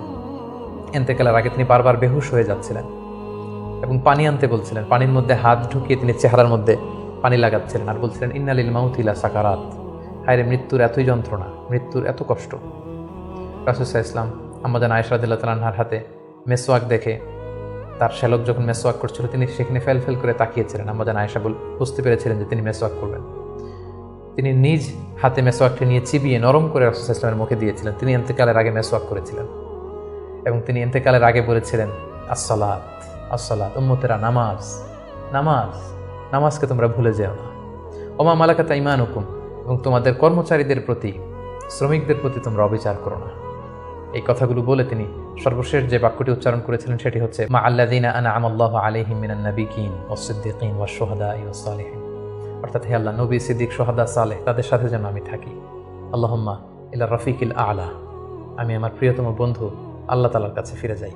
এই কথা বলেই তিনি নিস্তব্ধ হয়ে গিয়েছেন এবং গোটা উম্মাকে দুঃখের সাগরে ভাসিয়ে খাতামুন নবিয়্যিন সাইয়্যিদুল মুরসালিন রাহমাতাল লিল আলামিন তিনি তার শেষ নিঃশ্বাস ত্যাগ করেন। এবং নবীরা যেখানে মারা যায় সেই জায়গাটি পবিত্র, নবীরা যেখানে ইন্তেকাল করেন সেখানেই তাদেরকে কবরস্থ করা হয়। রাসূল সাল্লাল্লাহু আলাইহি ওয়াসাল্লামকে আম্মাজান আয়েশা রাদিয়াল্লাহু তাআলা আনহার ঘরেই কবরস্থ করা হয়েছে এবং আজও মসজিদে নববীর পাশে সবুজ মিম্বারের নিচে পেয়ার নবী আল্লাহর হাবিব সাল্লাল্লাহু আলাইহি ওয়াসাল্লাম মুহাম্মদুর রাসূলুল্লাহ সাল্লাল্লাহু আলাইহি ওয়াসাল্লাম সেখানে শায়িত আছেন। সম্মানিত সুধী, এ পর্যায়ে আমরা খুব সংক্ষিপ্ত পরিসরে রাসূল সাল্লাল্লাহু আলাইহি ওয়াসাল্লামের জীবনী থেকে আমরা কিছু লাইফ লেসন নিয়ে আসবো যে আমরা কি শিখতে পারি রাসূল সাল্লাল্লাহু আলাইহি ওয়াসাল্লামের জীবনী থেকে। প্রথম যেই লেসনটা আমরা উল্লেখ করতে চাই সেটা হচ্ছে রাসূল সাল্লাল্লাহু আলাইহি ওয়াসাল্লাম খুব বড় মনের মানসিকতার অধিকারী ছিলেন, বড় হৃদয়ের অধিকারী ছিলেন। তিনি সবার জন্য ছিলেন। He use to think beyond the narrow borders. তিনি বড় হৃদয়ের অধিকারী ছিলেন, কখনো ন্যারো মাইন্ডেড ছিলেন না। উনি সবাইকে অ্যাকোমোডেট করতে চাইতেন। এজন্য আল্লাহ তাআলা বলেছেন যে ওমা আরসালনাকা ইল্লা রাহমাতাল লিল আলামিন, হে নবী, আপনাকে আমি গোটা বিশ্ববাসীর জন্য রহমত করে প্রেরণ করেছি। তিনি শুধু আমাদের জন্য রহমত নন, মুসলিমদের জন্য রহমত নন, শুধু মুসল্লিদের জন্য রহমত নন, তিনি আলামিন, বিশ্ববাসীর জন্য রহমত। He is for all and his teaching is for all. রাসূল সাল্লাল্লাহু আলাইহি ওয়াসাল্লামের শিক্ষা, দিক নির্দেশনা, তার দেয়া হেদায়েত, এগুলো সবার জন্য। এটা আমরা জানতে পারলাম। দ্বিতীয় যে শিক্ষাটা আমরা পাই সেটা হচ্ছে রাসূল সাল্লাল্লাহু আলাইহি ওয়াসাল্লাম সবসময় সংঘবদ্ধ জীবনযাপন করেছেন। আমরা যদি দেখি মক্কাতে সংঘবদ্ধ, মদিনাতে সঙ্গবদ্ধ, যেখানে তিনি ছিলেন সঙ্গবদ্ধ ছিলেন, এবং আমরা যেন ইউনাইটেড থাকি। কোরআনের শিক্ষাটা তিনি বারবার বলেছেন, ওয়ালা তাফাররাকু, তোমরা বিচ্ছিন্ন হয় না, তোমরা আলাদা হয়ে জীবনযাপন করো না, বরং তোমরা সঙ্গবদ্ধ জীবনযাপন করো। রাসূল সাল্লাল্লাহু আলাইহি ওয়াসাল্লামের জীবনী থেকে আমরা এই শিক্ষাটাও পাই। 3 নম্বর যে শিক্ষাটি আমরা পাই রাসূল সাল্লাল্লাহু আলাইহি ওয়াসাল্লামের জীবনী থেকে, সেটা হচ্ছে তিনি পিস লাভার ছিলেন, শান্তিকামী। কখনো সংঘাতে সহজে বিরোধে জড়াতে চাইতেন না, সবসময় শান্তি প্রতিষ্ঠায় তিনি অগ্রগামী ছিলেন। আমরা যদি দেখি যে কুরাইশদের সাথেও কিন্তু তিনি পিস ট্রিটি করেছেন, শান্তি চুক্তি, সাহাবারা রাজি হচ্ছিলেন কিন্তু তিনি করেছেন। মদিনায় এসে তিনি মদিনা চার্টার করেছেন, মদিনা সনদ করেছেন, ইহুদিদের সাথে একসাথে থেকেছেন, থাকতে চেয়েছেন, কিন্তু মদিনা সনদ ভঙ্গ হয়েছে যখন তারা বিশ্বাসঘাতকতা করেছে। তার মানে তিনি সবসময় শান্তির পক্ষে ছিলেন, শান্তিকামী তিনি ছিলেন। সো আমরা যারা নবীজির উম্মত বলে নিজেদেরকে দাবি করি, আমরা যেন সবসময় শান্তিকামী হই, আমরা যেন শান্তির পক্ষে থাকি, এটা আমাদের জন্য শিক্ষা। 4 নম্বর যে শিক্ষাটি আমরা পাই সেটা হচ্ছে he was the flag bearer of justice. তিনি সবসময় ন্যায় বিচারের পক্ষে ছিলেন, ন্যায়ের পতাকাবাহী ছিলেন, ন্যায় বিচারের পতাকাবাহী। সবসময় ন্যায় যেখানে, সত্য যেখানে, ইনসাফ যেখানে, জাস্টিস যেখানে, তিনি সেখানে। তার প্রমাণ আমরা দেখি 20 বছর বয়সে তিনি যখন যুবক, তখন তিনি হেলফুল ফুজুল নামে যুব সংঘ করেছেন। উদ্দেশ্য কী ছিল? যে মাল মাজলুম দিদ্দা জালেম, আমরা সবসময় মাজলুমের পক্ষে থাকবো, জালেমের বিরুদ্ধে। কোনো জালেম যেন কোনো ব্যবসায়ীকে, ভিনদেশিকে, কাউকে যেন ঠকাতে না পারে, মাজলুমের পক্ষে লড়বার জন্য তিনি এটা করেছেন। তার মানে ইনসাফ, জাস্টিস, ন্যায় পরায়ণতার পক্ষে তিনি সবসময় কাজ করেছেন। সো আমরা যেন সবসময় ন্যায় পরায়ণতার পক্ষে থাকি, এটাই আমাদের জন্য শিক্ষা। 5 নম্বর যে ব্যাপারটা আমরা দেখি যে রাসূল সাল্লাল্লাহু আলাইহি ওয়াসাল্লামের পুরো জীবনীটা যদি আপনারা খেয়াল করেন, 40 বছর, তারপরে নবুয়তির 13 বছর, তারপর মদিনাতে 10 বছর, আমরা যদি দেখি যে সবসময় রাসূল সাল্লাল্লাহু আলাইহি ওয়াসাল্লাম একটা স্ট্রাগলের মধ্য দিয়ে গিয়েছেন। তিনি আল্লাহর নবী, শুধু নবী নয়, শ্রেষ্ঠ নবী, আল্লাহর হাবিব, তার কাছে কোরআন নাজিল হয়েছে, তার কাছে ওহী আসতো, আল্লাহর সরাসরি সাহায্য তিনি পেয়েছেন, আল্লাহর সাথে কথা বলেছেন। তারপরও তার জীবন কিন্তু স্ট্রাগল মুক্ত ছিল না, সবসময় তিনি স্ট্রাগলের মধ্যে দিয়েছিলেন। আমরা একটু স্ট্রাগল করলে হতাশ হয়ে পড়ি, একটু বিপদে পড়লে হতাশ হয়ে পড়ি। আমরা যদি রাসূলের জীবনী দেখি তাহলে আমরা বুঝতে পারবো না, হতাশ হওয়া যাবে না, ধৈর্য ধারণ করতে হবে, কারণ struggle is the part of our life. আমার নবী স্ট্রাগল করেছেন, তিনি সংগ্রাম করেছেন, সো সংগ্রাম আমাদের জীবনের অংশ। এই শিক্ষাটা আমরা পাই। 6 নম্বর যে শিক্ষাটি আমরা পাই সেটা হচ্ছে রাসূল সাল্লাল্লাহু আলাইহি ওয়াসাল্লাম ব্যক্তিগত জীবনে অত্যন্ত সৎ ছিলেন। ট্রুথফুলনেস ছিল ওনার গুণ, ট্রাস্টওয়ার্দিনেস অর্থাৎ সত্যবাদিতা এবং আমানতদারিতা। যে কারণে যেই কুরাইশরা রাসূল সাল্লাল্লাহু আলাইহি ওয়াসাল্লামের বিরোধিতা করত, তারাই রাসূল সাল্লাল্লাহু আলাইহি ওয়াসাল্লামকে উপাধি দিয়েছিল আস-সাদিক আল আমিন, সত্যবাদী, আমানতদার। এবং তিনি যখন সাফা পাহাড়ের উপরে দাঁড়িয়ে বলেছেন, আমি একটা তথ্য দিলে বিশ্বাস করবে? সবাই বললেন, হ্যাঁ অবশ্যই করবো, কারণ আমরা তো কখনো তোমার কাছ থেকে মিথ্যা বলতে শুনিনি। সুবহানাল্লাহ, চিন্তা করেন, নিজের জাতিগোষ্ঠীর এত বড় অ্যাকনোলেজমেন্ট, সবাই এক স্বরে বলে উঠলো, মা জাররাবনা আলাইকা ইল্লা সিদকা, সত্য ছাড়া মিথ্যা তো কখনো শুনিনি। যেদিন তিনি হিজরত করবেন সেদিন তিনি তার ঘরে রাসূল সাল্লাল্লাহু আলাইহি ওয়াসাল্লাম আলী রাদিয়াল্লাহু তাআলা আনহুকে রেখে গিয়েছিলেন। কেন? কারণ ওনার কাছে মক্কার অনেক লোকেরা আমানত রেখেছিল, সেই আমানতগুলো বুঝিয়ে দিতে আলী রাদিয়াল্লাহু তাআলা আনহু 3 দিন সময় লেগেছিল। এত পরিমাণে ডিপোজিট ছিল, আমানতের বিভিন্ন জিনিসপত্র ছিল, সেগুলো আলী রাদিয়াল্লাহু তাআলা আনহু বুঝিয়ে দিয়ে তারপরে তিনি হিজরত করেছেন। কতটা আমানতদার ছিলেন আমাদের প্রিয় নবী। এবং ওনার এই ব্যবসায় আমানতদারিতায় মুগ্ধ হয়েই কিন্তু খাদিজা রাদিয়াল্লাহু তাআলা আনহা রাসূল সাল্লাল্লাহু আলাইহি ওয়াসাল্লামকে বিয়ের প্রস্তাব দিয়েছিলেন। সো তার উম্মত হিসেবে আমাদের উচিত সত্যবাদী, সৎ এবং আমানতদার হওয়ার চেষ্টা করা। 7 নম্বর যে শিক্ষাটি আমরা রাসূল সাল্লাল্লাহু আলাইহি ওয়াসাল্লামের জীবনী থেকে পাই সেটা হচ্ছে রাসূল সাল্লাল্লাহু আলাইহি ওয়াসাল্লামের একটা ফ্রেন্ডলি ইন্টারাকশন ছিল তার ফলোয়ারদের সাথে, good interaction with the followers. সাহাবীদের সাথে খুবই সুসম্পর্ক ছিল এবং সাহাবীরা কোনো পরামর্শ দিলে সেটা ভালো হলে তিনি আমলে নিতেন। আমরা যদি বদরের যুদ্ধের ঘটনাটা একটু রিভাইজ করি, আমরা দেখব যে মুসলিমরা যে এক জায়গায় তাঁবু গাড়ল, তখন হাব্বাব ইবনুল মুনযির রাদিয়াল্লাহু তাআলা আনহু বললেন, ইয়া রাসূলুল্লাহ, এখানে যে তাঁবু গাড়লেন এটা কি ওয়াহি না আপনার ডিসিশন? রাসূল সাল্লাল্লাহু আলাইহি ওয়াসাল্লাম বললেন যে না, আল্লাহ অর্ডার করেন, এটা আমার ডিসিশন। তিনি বললেন, না ইয়া রাসূলুল্লাহ, এখানে তাঁবু গাড়াটা ঠিক হয়নি, আমাদেরকে অবস্থান নিতে হবে ওই জায়গায়, ফলে বৃষ্টির পানি আমরা পাবো, কুয়ার পানি আমরা পাবো, আর মুশরিকরা, কুরাইশরা তারা পানি পাবে না, আমরা পানি পান করবো, ওরা পানির অভাবে মারা যাবে যুদ্ধ ছাড়াই। রাসূল সাল্লাল্লাহু আলাইহি ওয়াসাল্লাম বললেন, তাই তো, চমৎকার আইডিয়া, তাহলে সেটাই করি, চলো আমরা এখান থেকে যে হাব্বাব যেখানে বলেছে সেখানে তাঁবু গাড়ি। তার মানে কতটা ফ্রেন্ডলি একটা ইন্টারাকশন ছিল ফলোয়ারদের সাথে। আমরা যদি খন্দকের ঘটনাটা দেখি, যে বিশাল যে পরীক্ষা খনন করা হলো, এটা কিন্তু সালমান আল ফারিসি রাদিয়াল্লাহু তাআলা আনহুর পরামর্শে তিনি করেছিলেন। আমাদের অনেক লিডারদের মধ্যে একটা বসি ভাব থাকে যে আমি সব জানি, আমার ফলোয়াররা কিছুই জানে না, আমার টিমের লোকেরা কিছুই জানে না। না, রাসূল সাল্লাল্লাহু আলাইহি ওয়াসাল্লাম এটা করতেন না। কারোর কাছ থেকে কোনো ভালো কনসালটেশন, কোনো পরামর্শ আসলে পলিসি মেকিংয়ে তাদের কথাও তিনি রাখতেন। সুবহানাল্লাহ, এটা একটা গুড লিডারের বৈশিষ্ট্য। 8 নম্বর যে শিক্ষাটা আমরা পাই সেটা হচ্ছে রাসূল সাল্লাল্লাহু আলাইহি ওয়াসাল্লাম হেভিলি ফোকাসড ছিলেন তার মিশনে, এক্সট্রিমলি ফোকাসড রাসূল সাল্লাল্লাহু আলাইহি ওয়াসাল্লাম ছিলেন। সেই যে মক্কায় তিনি তাওহীদের বাণী প্রচার করতে শুরু করেছেন, রিসালাতের বাণী প্রচার করতে শুরু করেছেন, আখিরাতের কথা মানুষকে প্রচার করতে শুরু করেছেন, তার যে দাওয়াতের ফোকাস, এই ফোকাস থেকে কোনো প্রলোভন, কোনো লোভ, কোনো স্ট্রাগল, কোনো বিপদ রাসূল সাল্লাল্লাহু আলাইহি ওয়াসাল্লামকে এক চুল পরিমাণ নাড়াতে পারেনি। সো আমরা যদি জীবনে সফল হতে চাই, আমাদের ফোকাস ঠিক রাখতে হবে। ফোকাস থেকে আমরা নড়ে গেলে কিন্তু আমরা সফলতা দেখা পাবো না। 9 নম্বর যে শিক্ষাটা আমরা পাই, রাসূল সাল্লাল্লাহু আলাইহি ওয়াসাল্লামের কম্প্যাশনেট অ্যান্ড মার্সিফুল অ্যাটিটিউড। রাসূল সাল্লাল্লাহু আলাইহি ওয়াসাল্লামের দয়াদ্র মানসিকতায় অনেক শত্রু কিন্তু রাসূল সাল্লাল্লাহু আলাইহি ওয়াসাল্লামের বন্ধু হয়ে গিয়েছিল, ঈমান এনেছিল। আমরা দেখেছি মক্কা বিজয় যখন করেছিলেন, চাইলে পিষে মারতে পারতেন কুরাইশদেরকে, যারা বছরের পর বছর জন্মভূমি থেকে দূরে থাকতে বাধ্য করেছিল রাসূল সাল্লাল্লাহু আলাইহি ওয়াসাল্লামকে। রাসূল সাল্লাল্লাহু আলাইহি ওয়াসাল্লাম কী করলেন? বললেন যে না, লা তাসরিবা আলাইকুমুল ইয়াউম, কোনো প্রতিশোধ, হিংসা কিছু নেই, ক্ষমা করে দিলাম, যাও তোমরা স্বাধীন। এভাবে নানা ঘটনায় আমরা দেখেছি রাসূল সাল্লাল্লাহু আলাইহি ওয়াসাল্লাম তার অমীয় অনুপম চরিত্রের মাধ্যমে তিনি মানুষের মন জয় করেছেন। সো এই গুণাবলী যেন আমরা আমাদের মধ্যে ধারণ করবার চেষ্টা করি। সব শেষে আমরা যেই শিক্ষাটির কথা বলবো সেটা হচ্ছে succession management. A good leader produces good leaders. একজন ভালো নেতা শুধু ফলোয়ার তৈরি করে না, সে আরও নতুন নেতা তৈরি করে। রাসূল সাল্লাল্লাহু আলাইহি ওয়াসাল্লামের এই গুণাবলীটি কিন্তু ছিল। আমরা যদি দেখি রাসূল সাল্লাল্লাহু আলাইহি ওয়াসাল্লামের ইন্তেকালের পরে আমাদের লিডারশিপ নিয়ে কোনো ক্রাইসিস হয়নি, সেখানে দাঁড়িয়ে গিয়েছে আবু বকরকে আমরা রাদিয়াল্লাহু তাআলা আনহুকে আমরা আমাদের খলিফা বানিয়েছি। আবু বকর রাদিয়াল্লাহু তাআলা আনহুর ইন্তেকালের পরে ওমর ফারুক আমাদের খলিফা হয়েছে, তারপরে উসমান, তারপরে আলী রাদিয়াল্লাহু তাআলা আনহু। তার মানে রাসূল সাল্লাল্লাহু আলাইহি ওয়াসাল্লাম এদেরকে কিন্তু সবসময় ডানে বায়ে সামনে পেছনে কাছে নানা কাজে এঙ্গেজ করে নতুন নেতৃত্ব, নিউ লিডারশিপ কিন্তু তিনি তৈরি করেছিলেন। ফলে এই সাকসেশন ম্যানেজমেন্টে কিন্তু রাসূল সাল্লাল্লাহু আলাইহি ওয়াসাল্লাম সাকসেসফুল ছিলেন। এবং এখান থেকে আমরা যারা লিডারশিপ কোয়ালিটি আমাদের আছে, আমরা যেন নতুন লিডার তৈরি করে যেতে পারি উম্মার জন্য, এই শিক্ষাটি কিন্তু আমরা পাই। সম্মানিত সুধী, রাসূল সাল্লাল্লাহু আলাইহি ওয়াসাল্লামের জীবনের প্রতিটি স্টেপে, প্রতিটি পদক্ষেপে, প্রতিটি ঘটনা থেকে অসংখ্য অসংখ্য শিক্ষা আমাদের জন্য রয়েছে এবং বের করা সম্ভব। কিন্তু আজকের এক পর্বে এই সবগুলো শিক্ষা বা লেসন নিয়ে বা টিচিং নিয়ে আমাদের পক্ষে আলোচনা করা সম্ভব না। আমরা প্রফিট সিরিজের সর্বশেষ পর্বে আমরা এতটুকুই বলতে চাই যে আমরা এক পর্বে খুব সংক্ষিপ্ত পরিসরে এখানে উল্লেখ করলাম, আমরা কেবলমাত্র রাসূল সাল্লাল্লাহু আলাইহি ওয়াসাল্লামের সিরার উপর 50 পর্ব কিংবা 100 পর্বের একটা ধারাবাহিক সিরিজ করার প্রত্যাশা রাখি। আল্লাহ তাআলা আমাদেরকে তৌফিক দান করুন। সম্মানিত শুধু রাসূল সাল্লাল্লাহু আলাইহি ওয়াসাল্লামের ফলোয়ার বা উম্মাহ হিসেবে আমাদের উচিত রাসূল সাল্লাল্লাহু আলাইহি ওয়াসাল্লামের আদর্শকে আমাদের জীবনে বাস্তবায়ন করা, তার প্রতি ভালোবাসার সর্বোচ্চ নমুনা পেশ করা, তার সম্মান আমাদের সম্মান।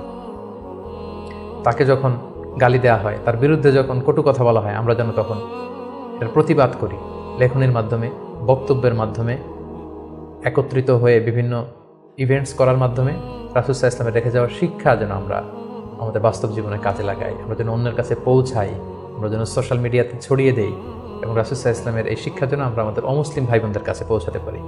আমরা যেন রাসূল সাল্লাল্লাহু আলাইহি ওয়াসাল্লামকে আমাদের জীবনের চাইতে বেশি ভালোবাসতে পারি। আমরা যেন বেশি বেশি রাসূল সাল্লাল্লাহু আলাইহি ওয়াসাল্লামের প্রতি দুরূদ পড়ি, তার রেখে যাওয়ার শিক্ষা এবং আদর্শ যেন আমরা মেনে চলতে পারি।